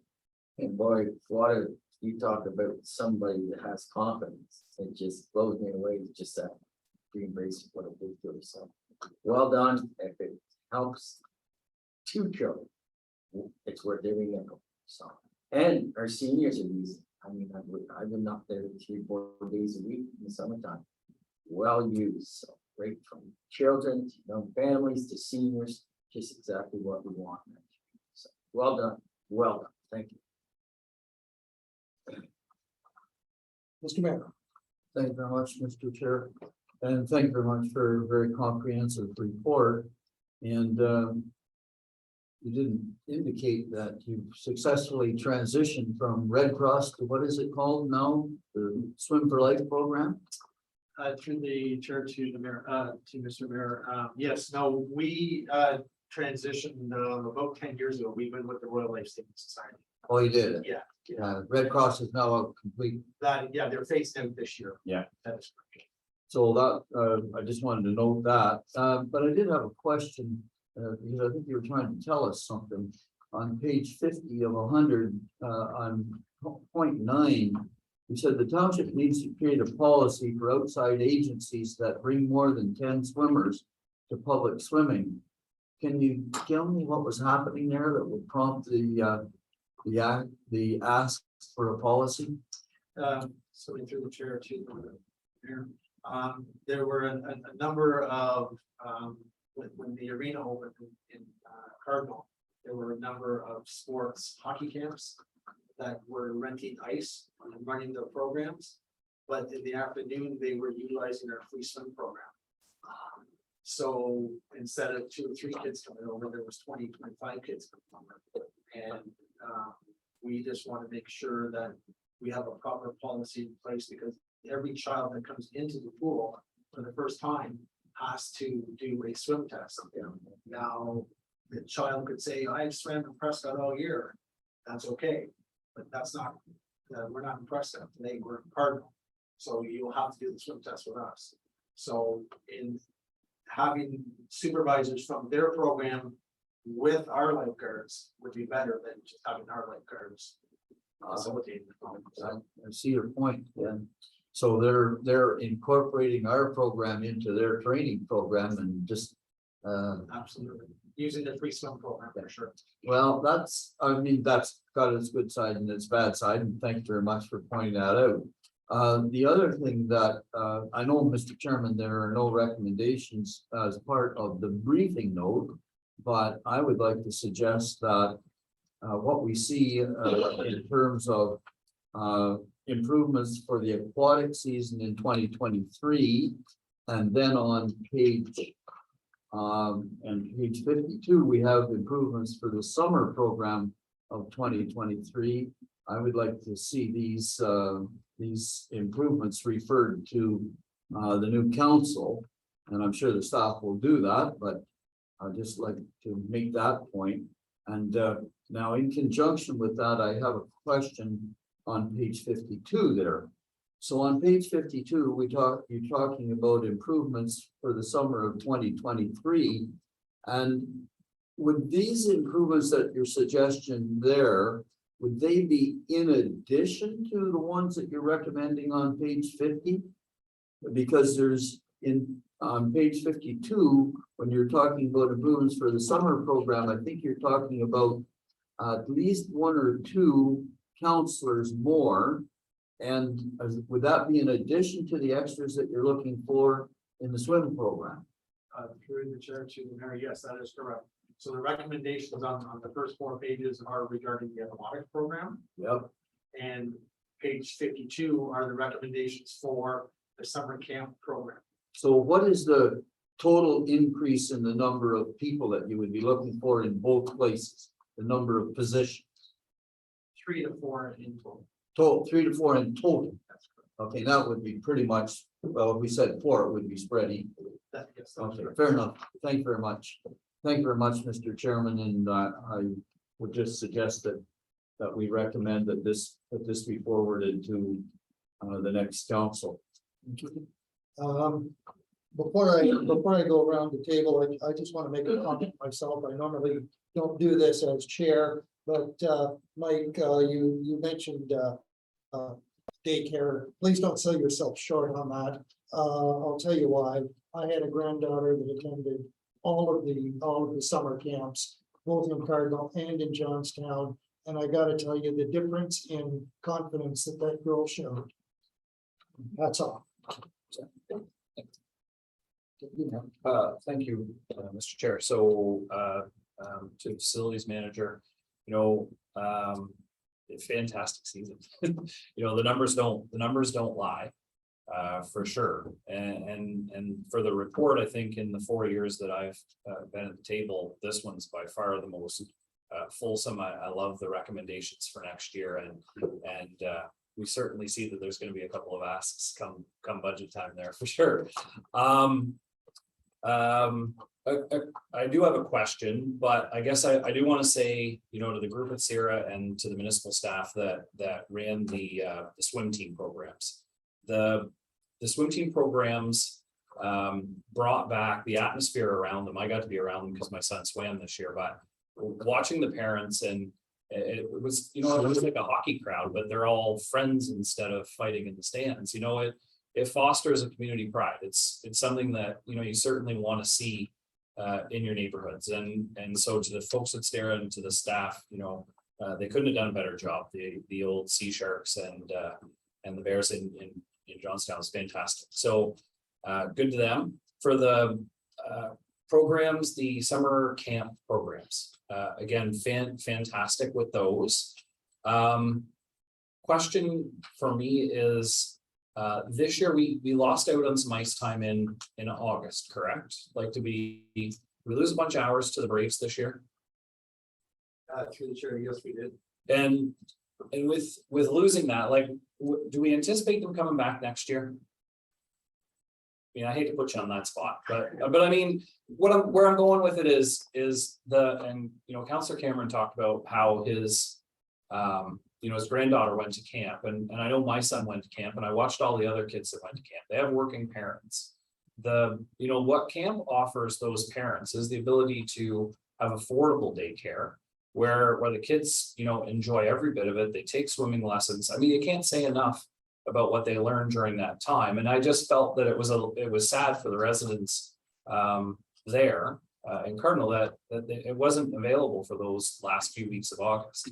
And it'd be nice, in my opinion, if it was pushed right out till school began, to support those families that have working parents. So if we're not going to rent it, then I'd rather see the ice not go until late. Anything else? Councillor Hunter? Well, I think staff did a great job all the way through. Sorry to comment about not putting ice in there earlier. I think there's still a lot of ice rented. Rinks, ice isn't sitting empty down there all the time. We lost some hours, but there's still the hockey camps and stuff. There's still renting ice that started up in August. There, we lost what, 25 hours or something, what the Braves said. 60. But we still got ice rented there. The one thing that I did pick on a facility management part, and it's always been kind of a nagging issue with me in the Cardinal hockey camps down there. These aren't nonprofit groups that are running these. They're run for profit. And it costs us money to have lifeguards and stuff over there.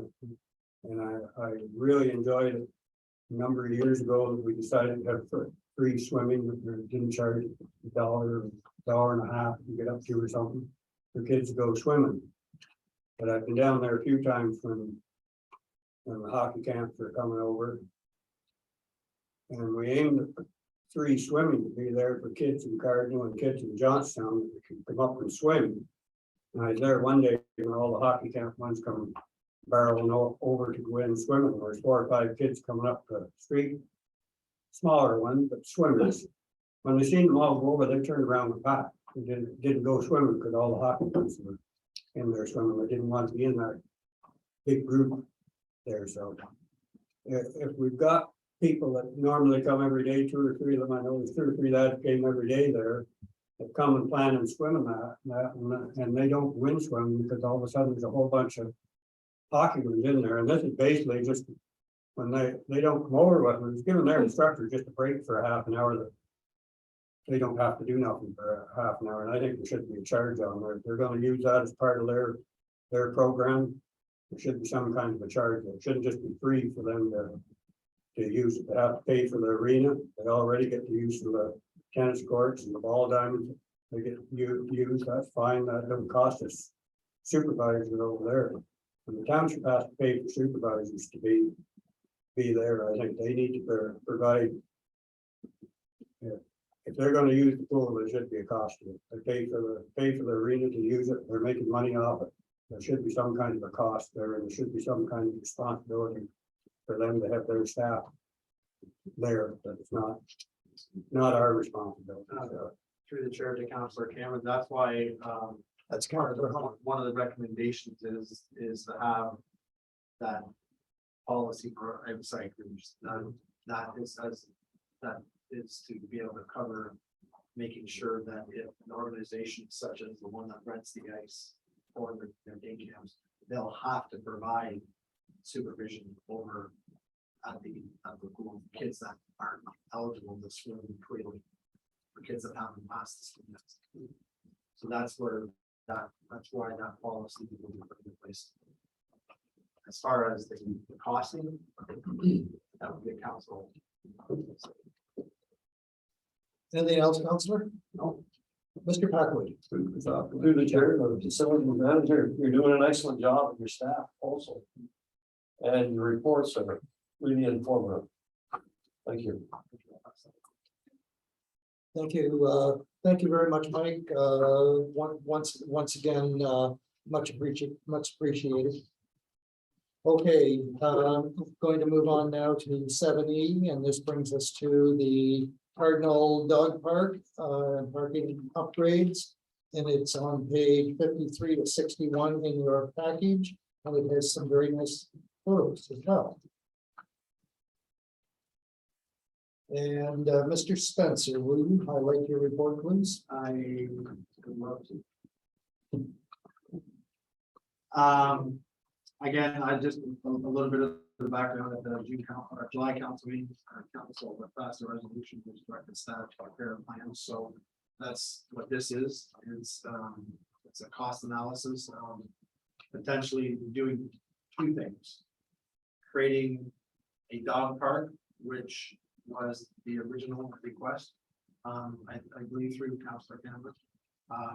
Having the dog park separated into 2 separate areas. A larger area would be for the large dogs, and then a small area for the smaller dogs. Both would be fenced off. Both would have gate access. Both would have gate access for staff to be able to enter in, to be able to maintain the grass cutting areas. The second phase of it would be to potentially be able to offer additional parking that is in desperate need from the Ingredient Arena. And that shows up in pictures 5 and 6. The breakdown is on page 54. Indicating the cost of the fencing. Stone. What I thought would be a good idea, we put a couple of those stone benches down at the waterfront. Something similar to that, something that can be damaged. So we would put 2 of those, 1 in each section. We would put dog waste stations. We would also have the proper rules for the dog parks posted. And then the cost of parking lot upgrades are there. And just a breakdown, like to thank our works manager for assisting me in giving the breakdown for the paving and the gravel work. Those figures look around in my public, that's really good. So thanks. Thank you, Mr. Spencer. I will open it up to the floor for questions. I'll start with Mr. Packwood. That's pretty expensive doggy poop. For those parks, that's really expensive.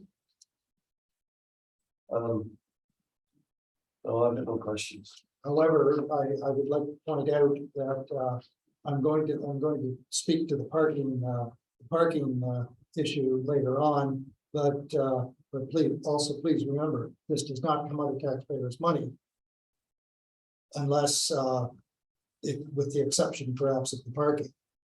The dog park fencing and whatnot is to come out of the Rito St. Lawrence Fund, which is a fund set up by Rito St. Lawrence for the payers and taxpayers of the village of Cardinal. So it does not come out of general levy.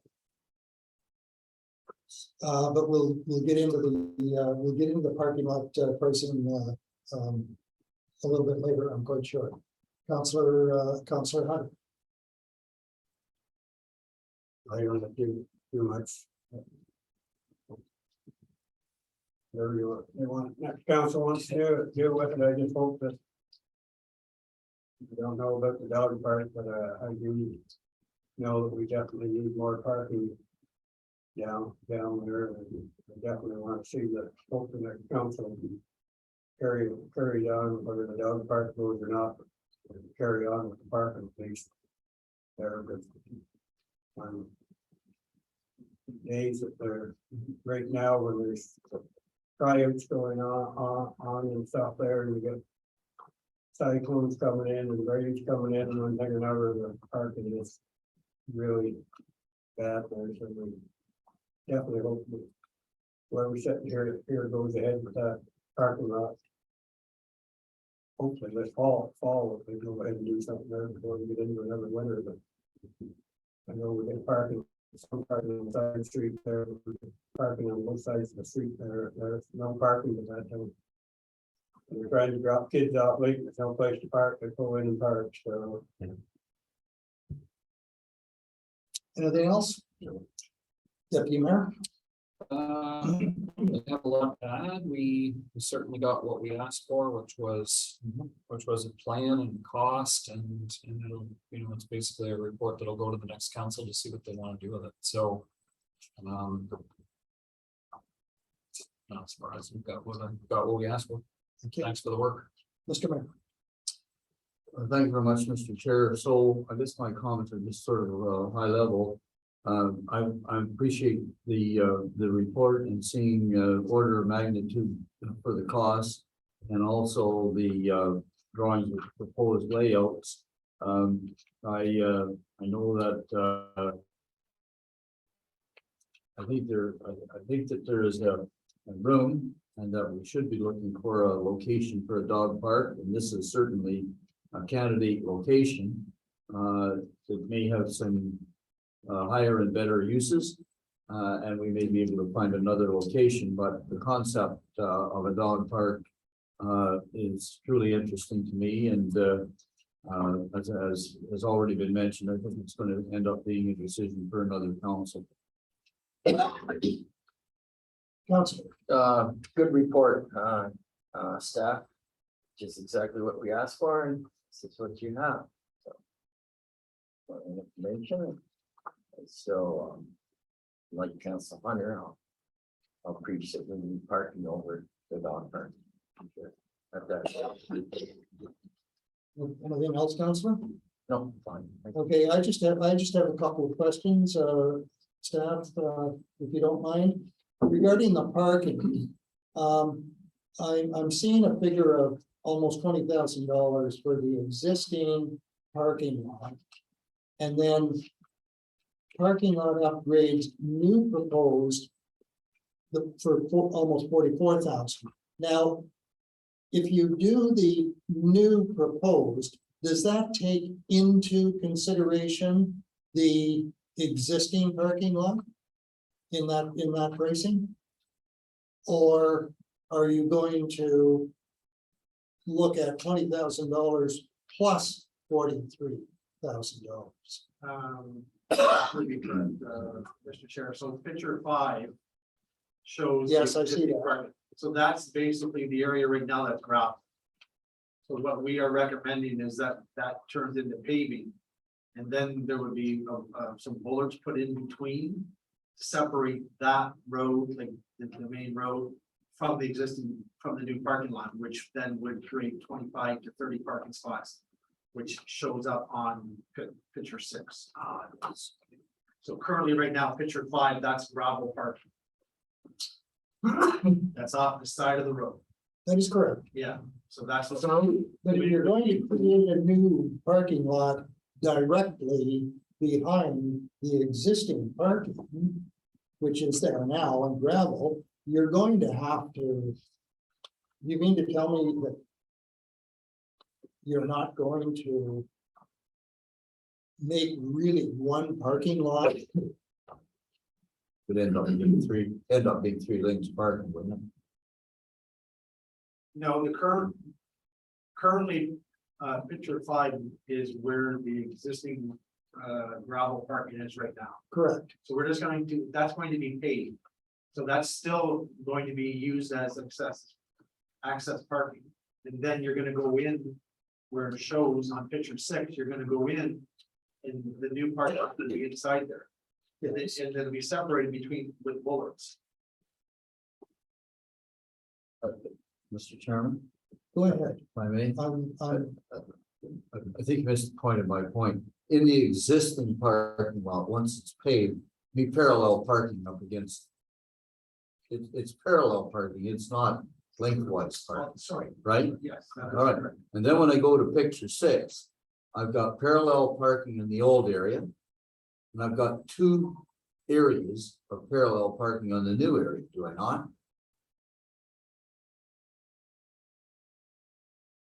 Yes, you would. Yeah, it's a center lane down, in and out, parking on each side of the center lane.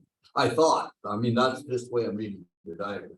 You don't show your actual parking spaces, but that's the way I see your diagram. Anyway, in any case, Mr. Chairman, I think what we're talking about here is order of magnitude of costs, and we all know the cost of paving to start with, and then the second point is that when you get into the new area, has to be a fair amount of excavation of material and then backfill of heavy gravel or heavy stone prior to paving the new area. So that's what runs the cost up on the second area. I'm assuming that that's what the plan is. okay, enough, as we said, this will probably go to a future council. Thank you for the report, Mr. Spencer. And I'm going to now move on. Which brings us to 7F, which is the Johnstown Tennis Court update. And I believe, Mr. Grant, you're going to highlight, there is a recommendation with this. You're going to highlight this briefing note. Thank you, Mr. Chair.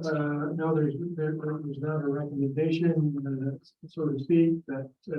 Oh, I'm sorry, I'm reading the wrong. I'm so sorry. No, There is no, you're right, it's information. No worries at all. Just wanted to just provide a little bit of an update on the status of this project. Back in March, the council passed that resolution with respect to subject to successful grants that would be a contribution over a 2-year project of 79,200. And that in April, the Port of Johnstown committed 45,000 under their community grant program to Sarah towards the resurfacing of the tennis courts. If you recall, back in July, that we received word from the Ontario Trillium Foundation on our submission to the Resilient Communities Fund, and that was unsuccessful. And just that we will monitor for upcoming grants that align with this rehabilitation, and that will include the project in the 2023 capital budget, with the understanding that there is 45,000 already available sort of in the bid to this project. Thank you. Any questions or concerns? Mr. Mayor. Yes, just in conjunction with this program, or with this report, do we have any kind of report data on how well the pickleball offering went at the Spencerville Arena?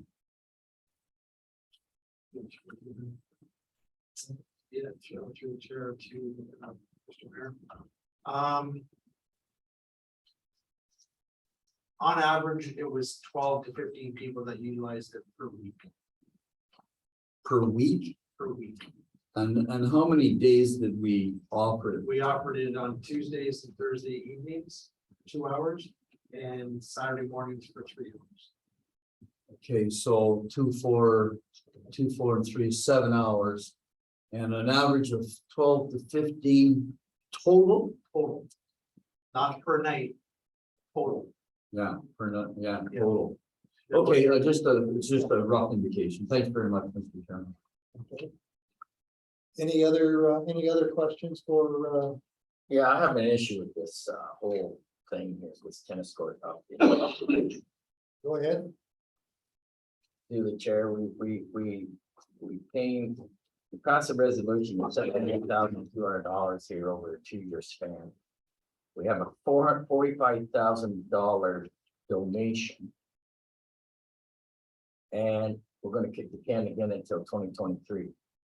Where, I mean, in 2021, the resurfacing is 57,000. Now it's up to 65, and probably up to 70 in 2023. The fence was 30, now it's up to 38, it'll be up to 45. You want to talk about wasting taxpayers' money? That's a good indication. Just keep kicking the can. Because there is a $45,000 donation for resurfacing this pickleball tennis court. Is your question to staff? And that's my question to staff. Why aren't we going forward with the resurfacing Point of order, in Mr. 2022? Chairman. Point of order, Mr. Chairman. Go ahead. Inappropriate question to staff. The direction comes from council. We provided the direction. And the staff has followed the direction. And if we want to provide different direction, that's up to us. But I don't think it's fair to put the staff on the spot with a question like that at this point in time. That's not a fair question. I'm not sure what you mean, Mr. Mayor. We passed a resolution of accepting $79,200 over 2 years for this project. Plus, we have an additional $45,000 donation.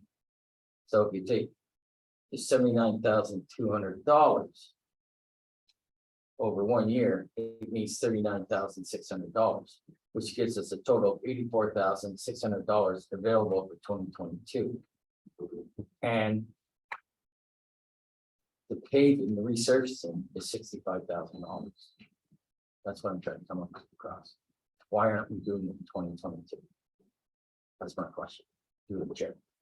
To the staff. My comments, Mr. Chairman. Would staff like to respond? So Chair, You could take this away from the No. table if you want.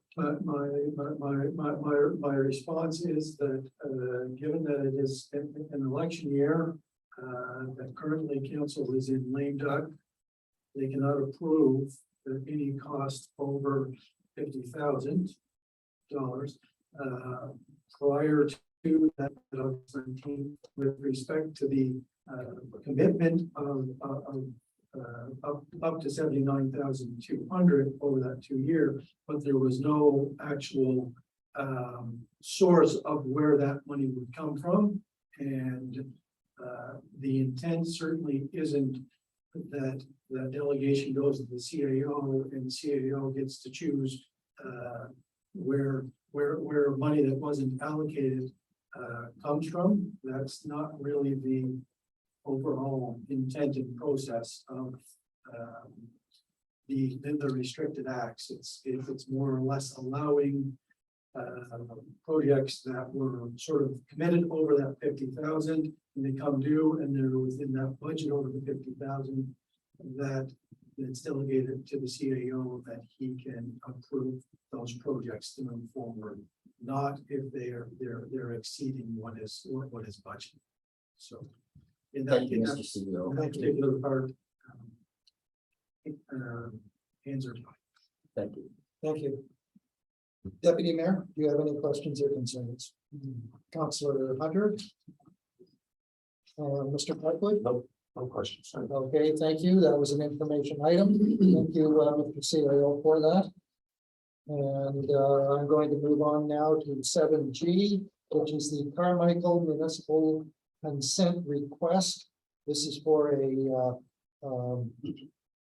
drain to or a culvert, I believe, to go in. There is a recommendation here. And Mr. Shaw, would you highlight the briefing note, please? Thank you, Mr. Chair. Purpose of this action item is to obtain council approval for staff to provide municipal consent for tile drain road cut through Campbell Road.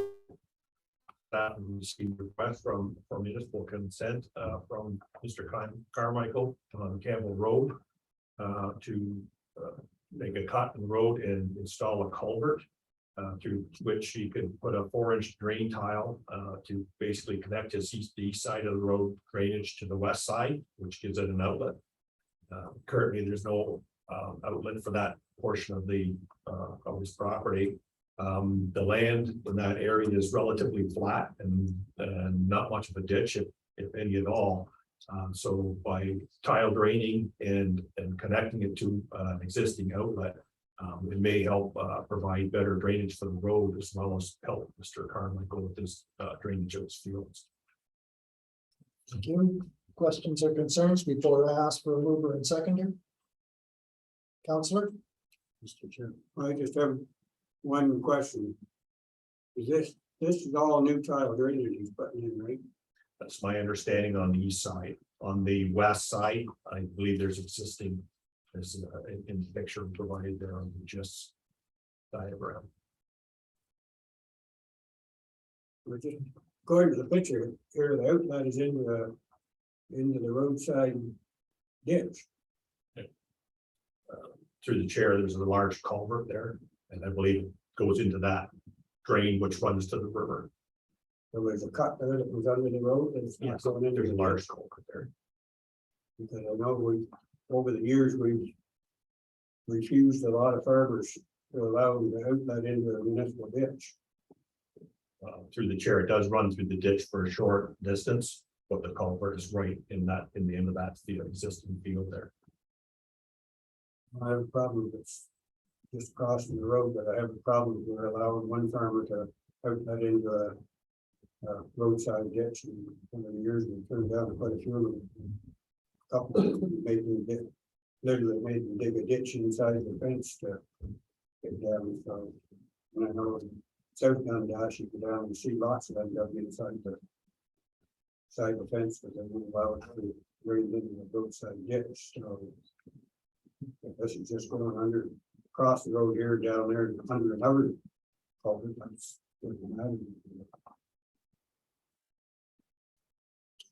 Mr. Packard, No comment at this time. Deputy Mayor. Just so that I get this right, it's going from the one side of the road underneath and eventually it's gonna empty into the river, is that the? Through the chair, that's correct. Is that the It goes from the east side, which is new tile drainage. Yeah. To the west side where existing tile drainage is that already goes out. To the west a little farther into the ditch for a short period, and then it goes into culvert. Large culvert. Ditch street to the river. Goes from the ditch to another ditch with a large culvert running down to the river. I see where it is there, I just don't see where it ends up going into the river. Yeah, I don't have, Mr. Mayor. well, this is a bit of a tough one for me too, because of the very point that Councillor Hunter has raised. I have a second question. So the proposal is a metal culvert. And then the 4-inch drain tile goes inside the metal culvert, so. Through the chair to the staff, what is the proposed size of this metal culvert that we're talking about?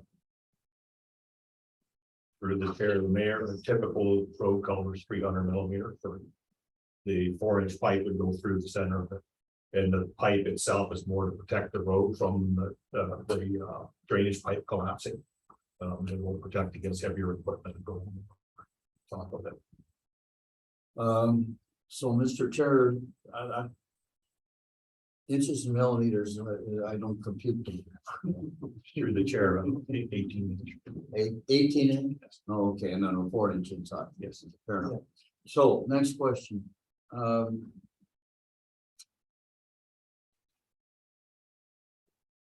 We have a recommendation in front of us, Mr. Chairman. Until it's moved and seconded, it can be wordsmithed a bit. It can, yes. And I'm proposing, just as an initial, and I'm not saying at this point whether I'm going to support the recommendation or not.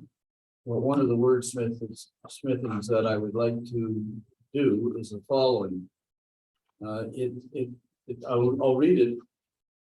Well, actually, I'll just read what I'd like to see added. So instead of a period at the end, I'd like to see a comma and then the following words added. Under the supervision of the manager of public works. I would like to have this, if this goes ahead, I want to make sure that the township has representation at the site. Beginning, end, and during the work. Beginning, end, and during the work. And my preference would be that we do the work and invoice back. That way, it's our road. We're doing the work on it. The landowner has the advantage or gains the advantage that we've allowed the road cut, which is a fair contribution on our part. So there's a couple of issues here. Before I get to the point where I can support the recommendation. And so through the chair, has to the operations or director of operations, has there been any discussion with the landowner as to who would do the work? Through the chair, the public works supervisor has been in contact with the individual, and he brought forward the proposal of doing the work himself, and thus looking to have the road closed for 4 hours. That's he moving forward. Well, I would have a problem with that, Mr. Chairman.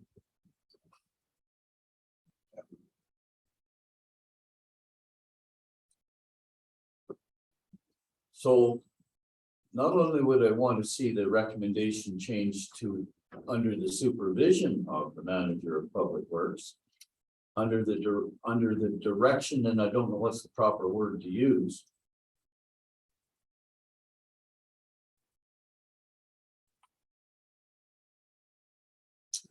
I need some help as to how to properly put it together here. Well, let me ask this question. If we're doing the work ourselves, would municipal consent be required? I don't know the ins and outs and the proprieties of that. Through the chair, municipal consent for us putting in our own would not be required. In this case, he's closing the road and putting through a tile ring, which is not something we're familiar with, so that's why we brought it to council. Okay, what?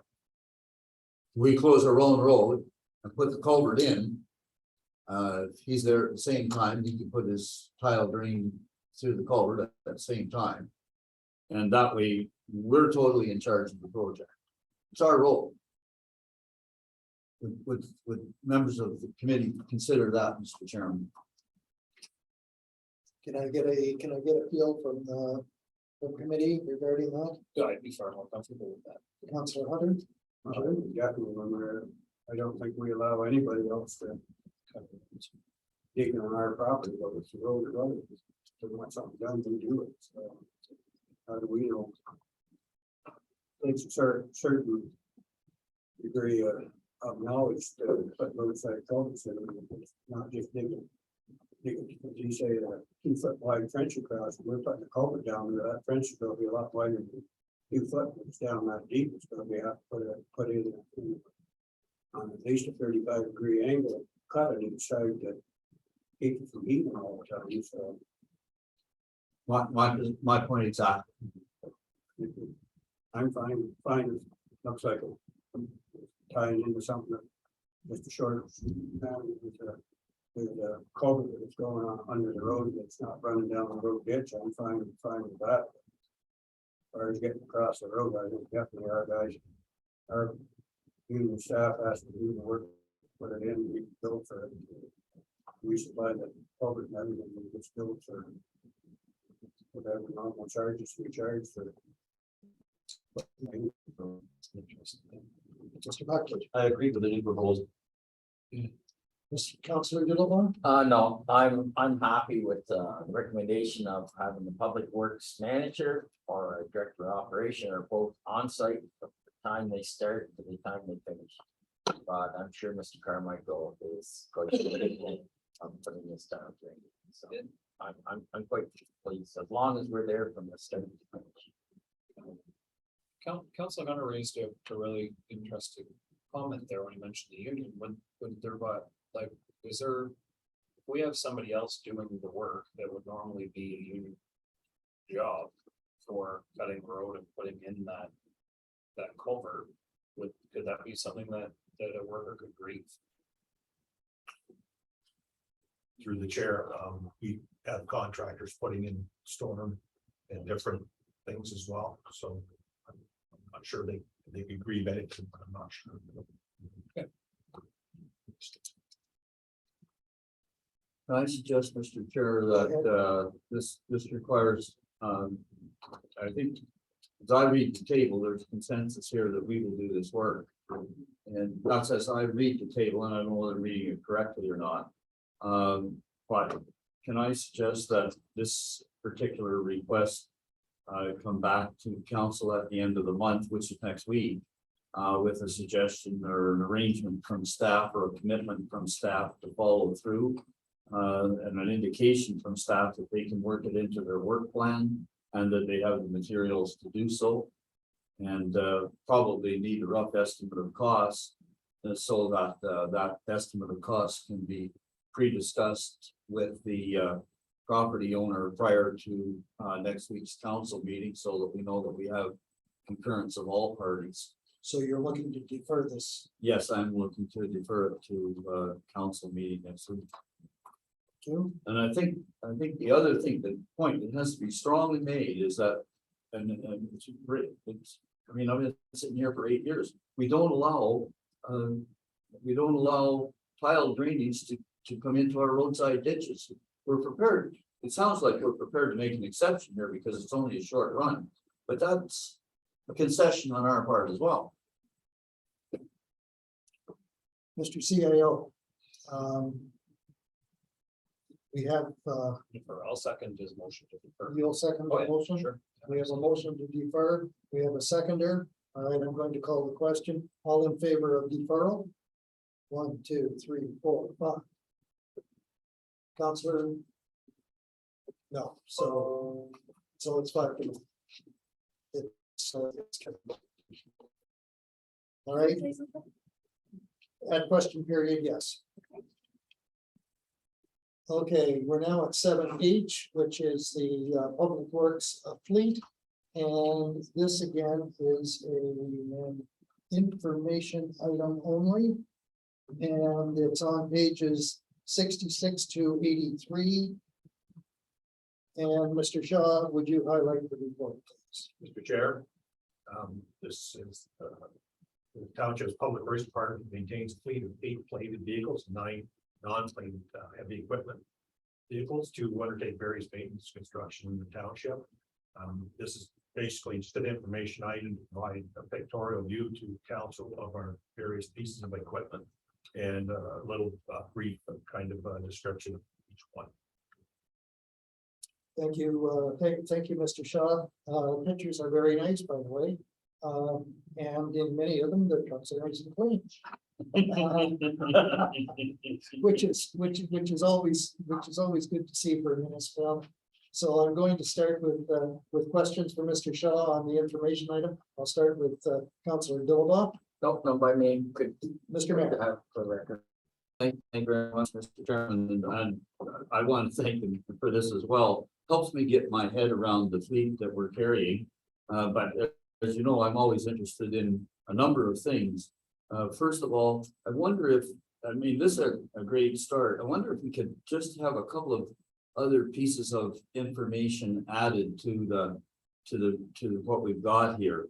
I'm always interested to know what was the in-service date and what was the purchase price when it was bought. We don't have, well, we have, I think someplace here that, no, we don't have the date of purchase. But the in-service date is important, and what was the price? And then, and most of these vehicles do have hour meters. What is the 2021 hour usage?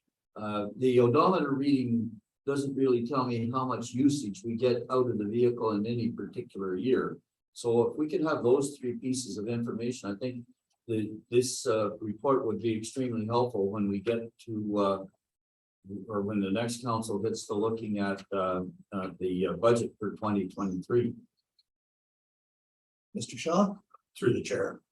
The hours is typically for heavy equipment. Any road vehicles typically have odometer reads. So the plows and stuff would be kilometers, tractor, high hole, various pieces of equipment go by hours. Just for information, we can put something together. Thank you very much, Mr. Chairman. Now, Mr. Shaw, do the vehicles with odometers, do they also have hour meters or not? Through the chair, I do not believe. Thank you. Thank you. Councillor Dillabaugh, do you have any questions? No, great. Anyone report, else, no. Mr. Patrick? No. Councillor Hunter, Deputy Mayor? Okay. Just Yes, one in regards to, well, I think in understanding when we see these, the unit number is the year that they went in service, right? It's like 11-1, so it's truck 1 went into service in 2011. Okay, and so that's the one that I wanted to ask the question about, I think, because that's the one that's getting we issued a tender, but we didn't get any responses on. Have we tried reissuing the tender? Or T1 is it T1 that's replaced? Through the chair, actually, the tender was going out because we have disposed of one in a trade and one because of the engine trouble of our 1-ton trucks. So we're looking for a more intermediate vehicle to replace some of those tasks like towing the generator, the portable generator, things like that. It was reissued, and again, 0 for any quotes received. I had contacted a couple of the invitees and inquired why this was the case, and basically the general consensus is that 3/4 tons are kind of high demand and they're just not available. So wasn't our dollar, sorry, through the chair, it wasn't our dollar value that we've allocated, it's that there just aren't any available. Through the chair of the dollar allocation, there was $50,000 budgeted. And then another 10,000 to bring it up to 60,000. When the original RFQ went out, I did basically a build your own vehicle on computer. And it came in at about $58,000 for what we needed at that time. The prices have increased substantially. And so just for my own clarity then, so it's not to replace the 2011, it's what we did before when we took the 2-for-1 deal. Correct. Yeah, okay, cool. That's my misunderstanding. Thank you. Okay, fine. Seeing no other hands, questions and concerns, I'm going to move on to 7I, which is the gravel roads needs study. And we have a very comprehensive briefing note regarding this, and Greer Galloway Group has done the study. And Mr. Shaw, would you care to highlight any of the report? Thank you, Mr. Chair. So with gravel road surface conversion is one of council's priorities. Basically looking to reduce maintenance costs and require greater operations and travel. And December 13, 2021, council awarded the township gravel road study RFP to Greer Galloway Group. Study was to assess the current state of township gravel roads and include a capital improvement plan to convert approximately 1/3 of the township's gravel roads to either surface treatment or hot mix asphalt. Study was to include a 5-year plan to assist council and the township staff in developing future budgets to help reach the desired goals. Dash is the Greer Galloway's 2022 gravel road assessment and capital improvement plan for your review. Thank you. Now, do you have any questions for Mr. Shaw regarding the Greer Galloway report? And I'll start with Mr. Packwood. No questions at this time. Councilor Hunter. No.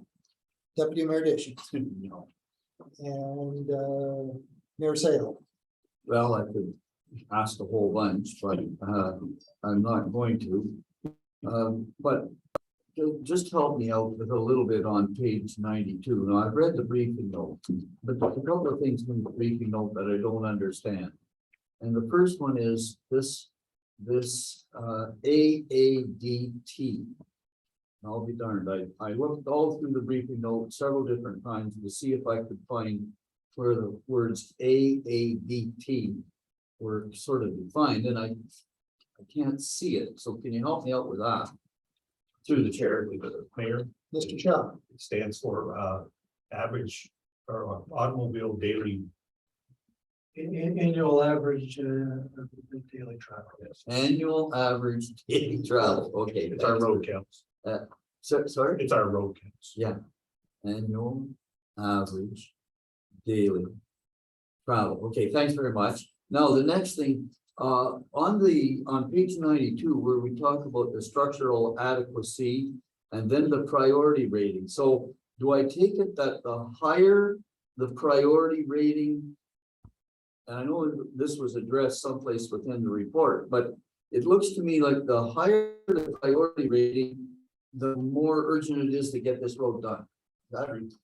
Sure, that's correct. But then I look at Chamber Road, and I mean, I travel that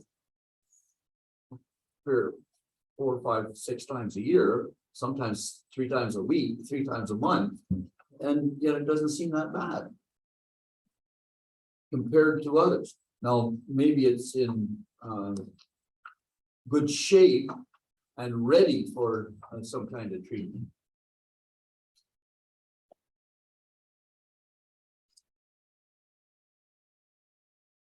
Yes. Sir, the chair, part of the request was to have provide the roads that are in the best condition to do something with immediately. That would need more minimal work. However, that being said, This also doesn't take into the lower structures of the road. This is just basically the ditching the road surface and kind of overall optical snapshot of the road. So there could be spots in this road that may require some dig outs and so forth. I travel chambers quite often myself. I don't believe necessarily there is, but that was part of the initiative of the program, was to come up with roads that are going to take the least amount of work to do something with, to either surface treat or to do something. So, Mr. Chairman, I don't want to get too deep into this because obviously this is going to be up to another council. But I do want to just go right back then to the same page 92, and I'm still looking at Chamber Road and Campbell Road. And so I see a total cost for HCB, which is the hot mix double lift, and LCB, which is surface treatment. So the cost here is going to be somewhere between 1,700,000 if we use the hot mix double lift, and 300,000 if we were going to use surface treating. And in the report itself, it cautions us that we shouldn't be using surface treatment where the traffic volumes or the truck traffic volumes are too high to be able to stand up to it, or where there is too much farm equipment traveling, heavy farm equipment. And we know that the damage that heavy farm equipment causes, especially in the spring of the year. And we've got examples of that. I think we saw an example recently on Armstrong Road and another on Rock Road. So my question is, there's no recommendation here as to which we should be doing, whether we should be using the hot mixed double lift or the surface treatment on these two roads in 2023. So how would we reconcile that with what we're told in the report? Chair to the mayor. Earlier on in the report, I think Real Galloway speaks to the fact that they typically don't look to do hot mix paving on roads below 400 ADT. So they're based on, I guess, on our call and understanding of the local traffic, which they wouldn't be aware of necessarily.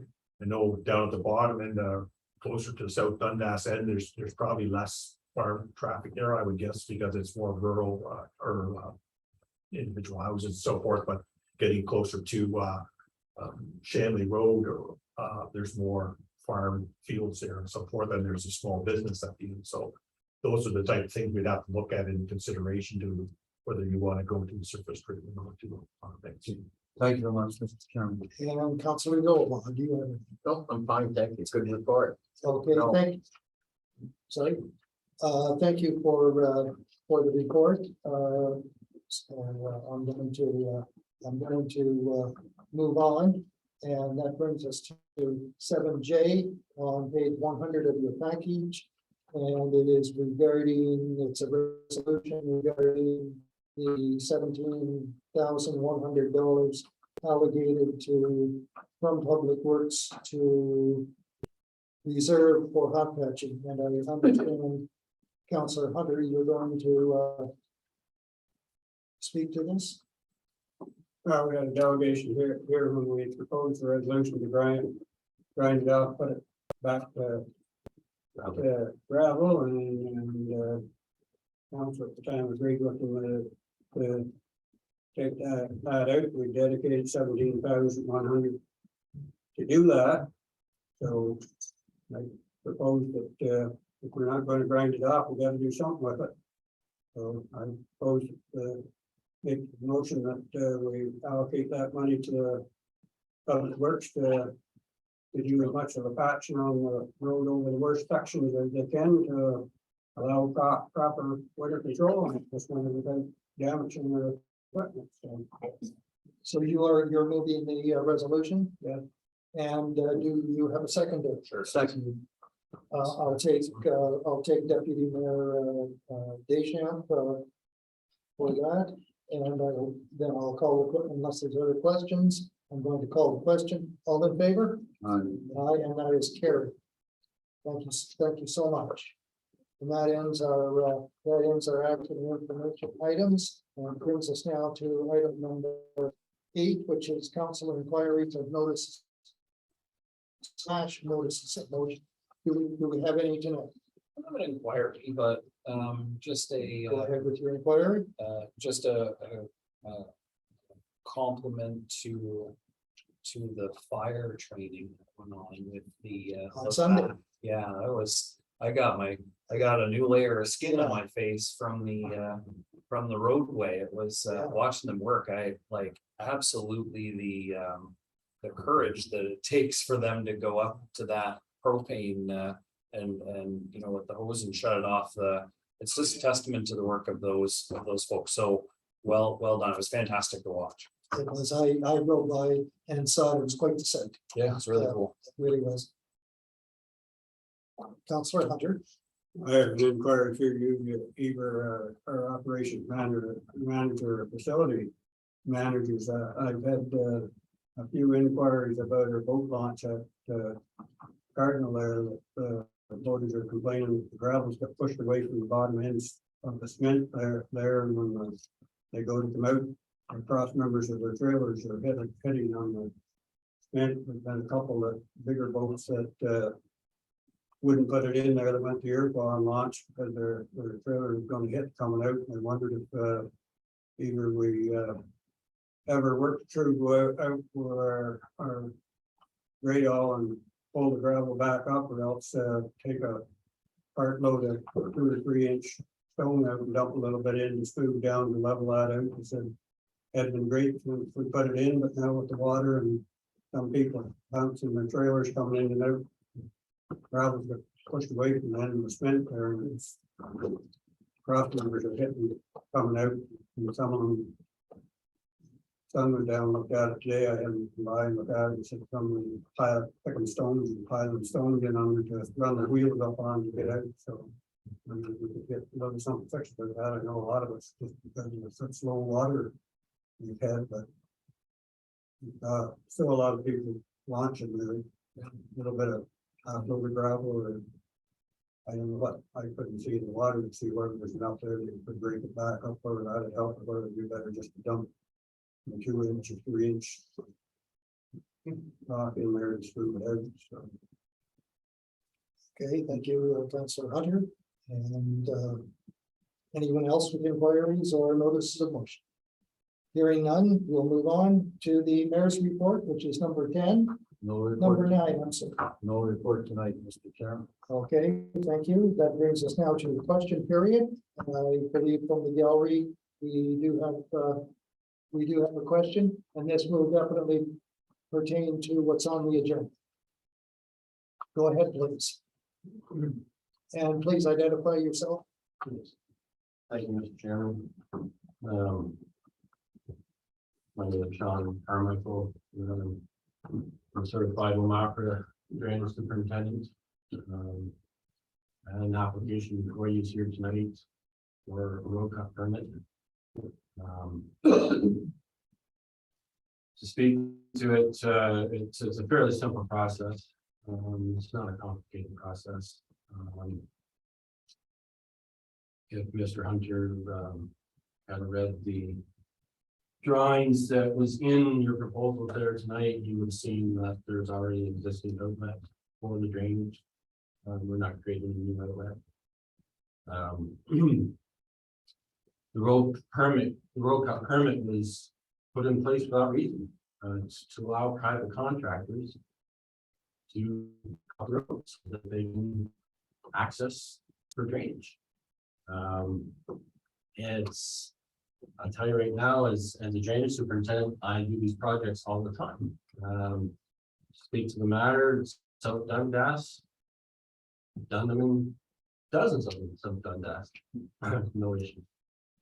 I'm trying not to incur cost to the township. That's why I've taken the cost on myself. So the township doesn't have to bear that cost. There's simply no other outlet because the road ditch is not existent. And the culvert that is in the road ditch is already too high. Mr. Carmichael, if I may interrupt, this is question period. This is not a delegation. Comment period. So no, No, it's question period. okay. So if you have a question, we would like to hear. Yeah, so, you know, is it, my question is it the township's position to not allow farmers to drain the property so that they can in return put grain in that port out there that puts money in your coffers? Is that your position?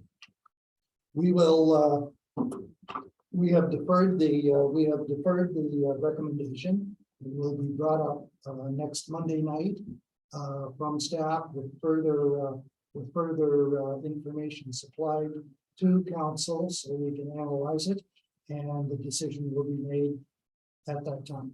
And any question will be answered at that time? Your question will probably be answered at that time. Thank you. Sure. Mr. Chair. Yes. To Mr. Carmichael, like there during delegations and presentations, you're more than welcome before council makes a decision next time to ask for a delegation and speak to why you're better suited to cut the road than staff is. I don't know if I could make that suggestion. If it's going to be heard again at council, why not come and make a delegation before council actually makes a decision? Yeah, I appreciate your question. Mr. Mayor, and it's very simple. I'm trying to not allow I'm trying to save the township to incur any cost. As a ratepayer myself, I don't want the township incurring costs on my behalf. Excuse me, Mr. Chairman. Yes, Mr. Margot. Yeah, there seems to be some misconception here. There's no cost to the township here. When the discussion was clear, the costs are billed back to the property owner. So there's no cost to the town. That is a cost to me as a ratepayer. Beg your pardon? As a cost to me as a ratepayer, Mr. Mayor. No. I don't want to get into a Yeah. debate with this challenge. Yes, as I said before, this is a question period. Thank you. Okay, so moving on, we have no closed session tonight. So I am looking for a motion to adjourn. So moved. I have a mover. Do I have a seconder? Mr. Packwood, all in favor? Aye. And we are adjourned at 9:13. Yeah, thank you. Thank you all.